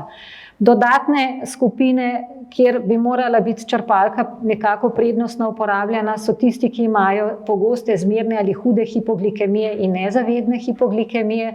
Zelo pomembno poglavje postaja nosečnost ob sladkorni bolezni tipa 1, uporaba črpalke pri tistih, ki imajo kronično ledvično odpoved in gastroparezo, pa seveda tudi ljudje s sladkorno boleznijo tipa 2, tisti, ki jim je bila odstranjena trebušna slinavka ali pa imajo sladkorno bolezen povezano s cistično fibrozo. Iz raziskav je znano, da hibridna inzulinska črpalka lahko podaljša čas preživeti v tem ciljnem območju glukoze, ne da bi se povečalo število ali pa trajanje hipoglikemij v primerjavi z drugimi oblikami zdravljenja sladkorne bolezni. Zato je res pomembno, da bi o možnosti zdravljenja s tem načinom razmislili pri vseh osebah s sladkorno boleznijo tipa 1, saj bomo močno povečali verjetnost, da bodo dosegali priporočene cilje vodene sladkorne bolezni. Posebno poglavje v smernicah pa je tudi to, da so seveda predeli sveta, ki so daleč od uporabe hibridne črpalke, pa bi bilo to treba omogočiti. Kaj so pokazale raziskave? Pomembne stvari. Vsi sistemi hibridnih inzulinskih črpalk so pokazali povečanje časa v zaželenem območju, znižanje povprečne glukoze, pa tudi časa preživetega v hiper- in hipoglikemiji in kot končni rezultat tudi nižje glikirane hemoglobine. Podobno je bilo v vseh starostnih skupinah, podobno je bilo po dnevi in po noči, seveda, tako kot je omenil že dr. Dovč, z boljšimi rezultati v nočnem času. V povprečju se je čas v zaželenem območju uporabi teh črpalk povečal nekje za 9 do 16%, odvisno od raziskave, glikiran hemoglobin pa je padel za 0,3 do 0,5%. Smo pa povedali, da glikiran hemoglobin na hibridni črpalki ni več tisto osnovno merilo dobrega vodenja sladkorne bolezni. Največji izkupiček ob uporabi hibridne črpalke so imeli seveda tisti, ki so štartali z nizkim časom v zaželenem območju ali pa so imeli najvišjo vrednost glikiranega hemoglobina.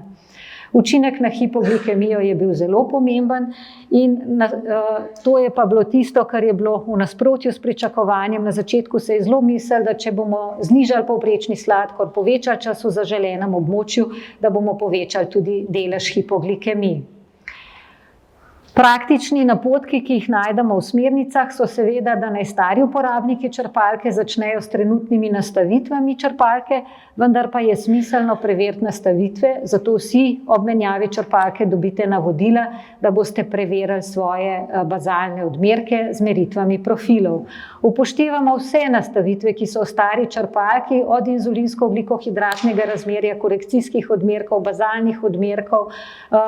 Pogovorimo se o prehrani, zato je v to prvo edukacijo vključen tudi dietetik.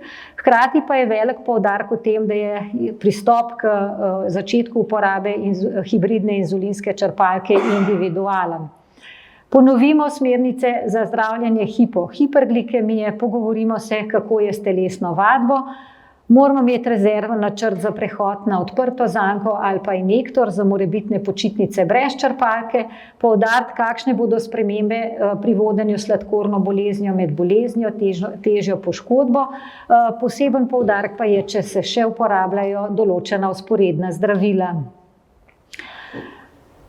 Eno od osnovnih pravil je, da moramo postaviti realna pričakovanja. Zato, ko izvajamo edukacijo, praviloma rečemo, ne pričakovati ravne črte prvi dan.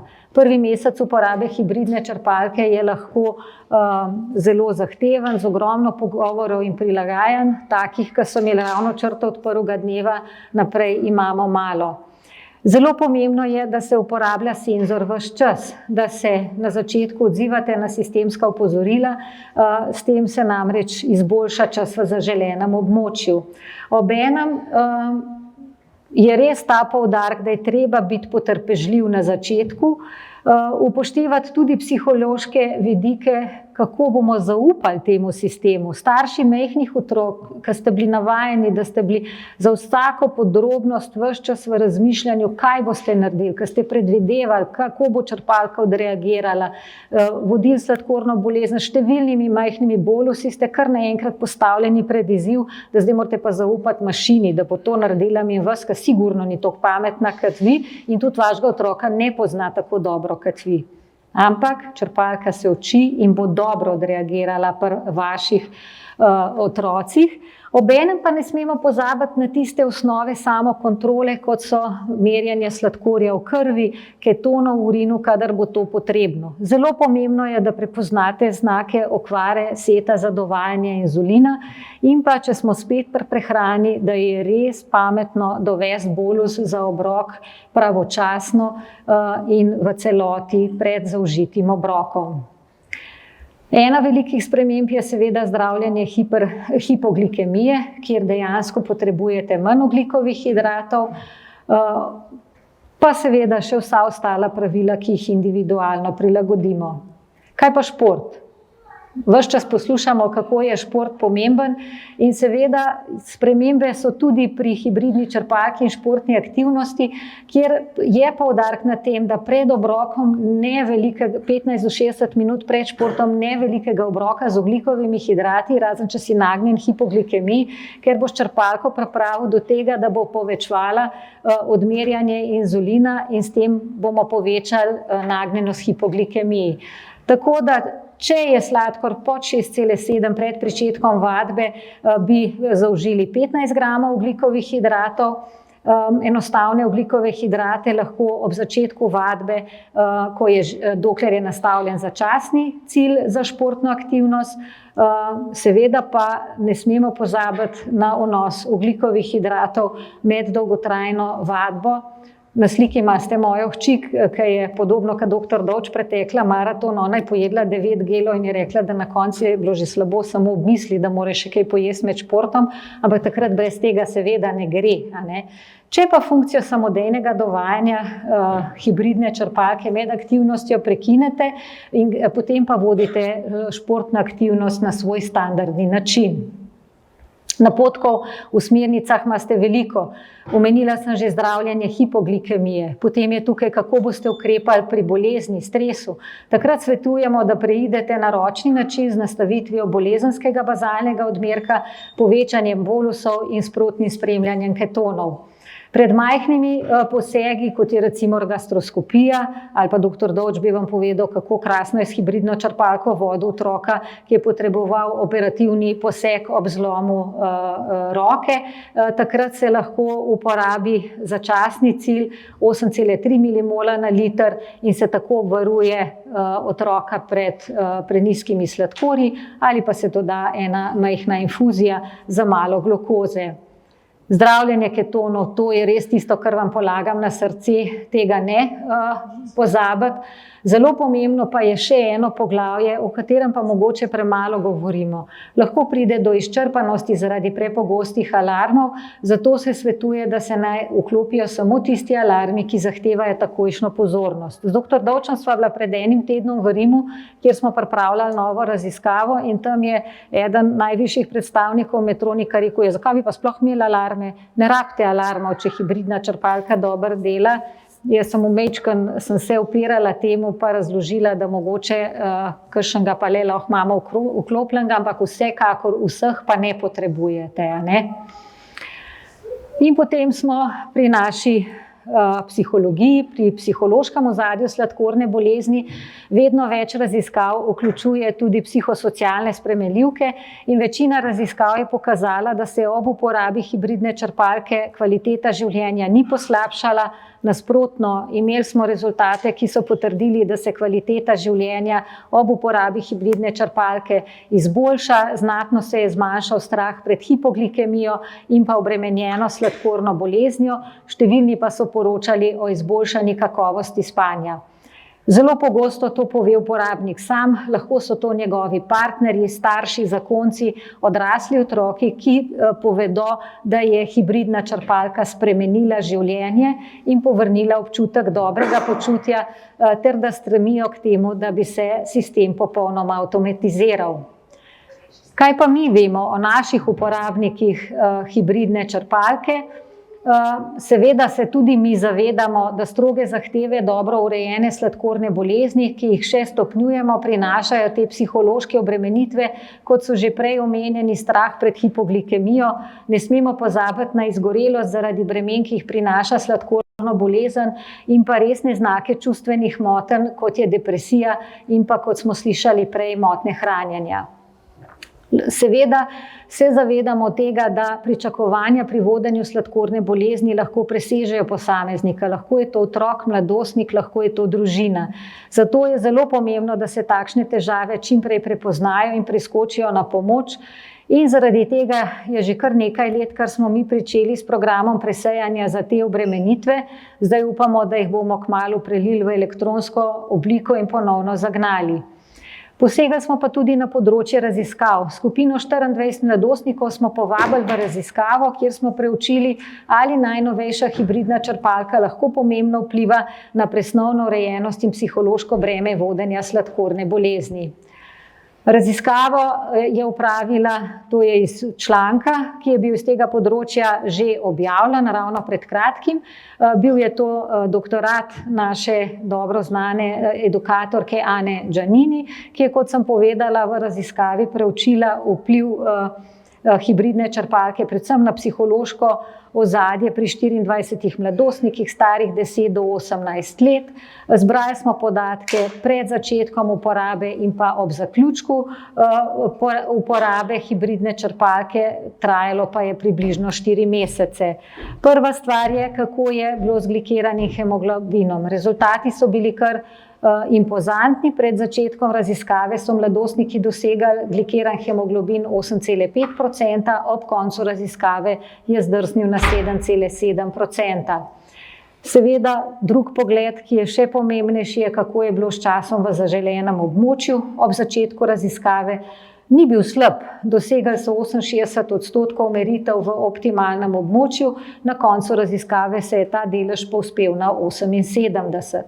Potem pa smo preverili še, kakšno je bilo breme življenja s sladkorne boleznijo s posebnim vprašalnikom, kjer se je videlo, da se je obremenitev po lestvici iz 19 zmanjšalo na 8, kar je res statistično pomembno, manjše breme. Preverili smo tudi kvaliteto življenja, quality of life je zelo pomembna na področju sladkorne bolezni. Tudi tukaj se je videlo, da se je kvaliteta življenja statistično pomembno izboljšala, točkovalnik se je povzpel iz 68 na 80. Najbolj ključni pa je bilo delo v fokusnih skupinah, kjer so mladi podali izjave, kako vidijo vodenje sladkorne bolezni, in če vam samo nekaj izjav preberem, meni je bilo veliko lažje z novo. Ko sem imela maturo, sem bila veliko bolj skoncentrirana, ker nisem imela visokega sladkorja. Če imam visok sladkor, imam ful slabšo koncentracijo, zato sem vesela, da sem imela takrat to črpalko. Ja, veliko manj je treba delati in razmišljati, če imaš novo hibridno črpalko, več energije imaš, ker ti ni treba skozi razmišljati o sladkorni. Ko sem šla ven s prijatelji, me zdaj, ko sem imela novo pumpo, mami ni več čas klicala tako kot prej. Je videla, kakšne sem imela cukre, pa vse to, in mi je veliko bolj zaupala kot prej. Meni je bilo zaradi tega fajn. Pač samo enkrat me je poklicala in vprašala, če je vse v redu, in to je bilo to. Včasih prej me je pa tako po 10-krat poklicala, ko sem šla ven s prijatelji. Torej, upam, da sem vas prepričala, da tehnologija pomaga. Delamo tako hitro, kot gre. V 1,5 letu uporabe nove hibridne inzulinske črpalke bomo konec decembra lahko naredili kljukico, da ima to črpalko že več kot 300 mladih. Ob tem imamo pa še 67 tistih, ki še uporabljajo hibridno črpalko prve generacije. To za nas pomeni praktično polovico vseh tistih, ki so obravnavani pri nas v ambulanti. In seveda smo že pošteli, kaj se bo zgodilo leta 2023. Tej skupini se lahko pridruži še 170 novih. Na koncu bi povedala samo še to, kar je že napovedal tudi profesor Battelino, da je pred nami raziskava, pri kateri bomo uporabo te črpalke preizkusili še pri najmlajših. Želja velika je, da se uporaba te črpalke varno razširi v skupino 2 do 6 let starih malčkov. Zato smo na Facebooku že objavili vabilo, da se prijavite za sodelovanje v tej raziskavi. Trenutno je že prijavljenih 20 družin. Upamo, da bomo lahko sprejeli vse. Seveda pa želimo enako možnost ponuditi tudi še vsem ostalim. Tako, s tem lahko zaključimo z modrimi baloni, ki označujejo sladkorno bolezen tipa 1. Še eno srečanje je za nami. Upamo, da ste izvedeli kaj novega, kaj koristnega, da boste mogoče pri vodenju sladkorne bolezni bolj pozorni na prehrano ali pa na to, kaj se dogaja z vašim otrokom. Videli se bomo spet v ambulanti. Še enkrat bi se zahvalila vsem tistim, ki ste doslej pomagali delovanju društva z donacijami, s tem, da ste spodbudili kakšno podjetje, posameznika, da je donacijo namesto komu drugemu usmerilo k nam. Vse to je za nas zelo pomembno. Pomembno je zato, da lahko organiziramo takšna srečanja, kot je današnje, da lahko izdamo revijo Sladkorčki, da lahko naredimo kolonijo čim bolj zabavno. Pomembno je tudi zato, ker z temi sredstvi pomagamo našemu endo oddelku. Letos smo kupili za sestre voziček za intervencije, predtem smo kupili nove infuzijske črpalke, zdaj želimo pristopiti k ponovni izdaji knjige za učitelje, ker nam bo prve naklade zmanjkalo. Želimo kupiti tablice, s katerimi bomo omogočili uporabo teh presejalnih vprašalnikov za prehrano in psihološko ozadje, tako da idej imamo še veliko. Tudi če se kdo med vami čuti poklicanega, da bi pomagal pri delovanju društva, ste seveda vsi dobrodošli. Še zadnjo stvar bi omenila, ker so me nekateri starši ustavili. Prejšnji teden smo objavili, da se je zrušil sistem plačevanja obnovitvene rehabilitacije kolonije. Prejšnja vlada je bila izzvana, da je potrebno zakonodajo na tem področju spremeniti, ker je Računsko sodišče ugotovilo, da Zavod za zdravstveno zavarovanje nima pravne podlage, da organizira kolonijo. Zato se je začel pripravljati zakon, s katerim bi se plačevanje obnovitvenih rehabilitacij za otroke in odrasle ter zdravstvenih letovanj preselilo na Ministrstvo za zdravje. Dokument je že bil pripravljen, pripravljena je bila tudi delovna skupina, ki je oddala ogromno pripomb, tudi razširjeni strokovni kolegi za pediatrijo, ki ga sama vodim, je dal res konkretne pripombe. Potem je prišla pa nova vlada in Ustavno sodišče je reklo ne. Tako da je zakon v obliki, kot je bil pripravljen, propadel, pri tem pa, da je Zavod za zdravstveno zavarovanje Slovenije že v okrožnici jasno povedal, da obnovitvene rehabilitacije in zdravstvene letovanja za leto 2023 niso več v njihovi domeni. A lahko pride do kakšnega čudeža, ki bo to spremenil za našo kolonijo, ki se je začela davnega leta 1967, je to kar katastrofa. Prekinjena je bila samo v času covida, drugače delala ves čas tudi v času vojne v Jugoslaviji, ko je Slovenija postala neodvisna, je kolonija bila. Zato smo prosili za pomoč tudi vas starše. Hvala tistim, ki ste se odzvali. Če bomo pa uspešni, vas bomo pa ravno tako obvestili. Tako da hvala lepa in lep Božič vam želim.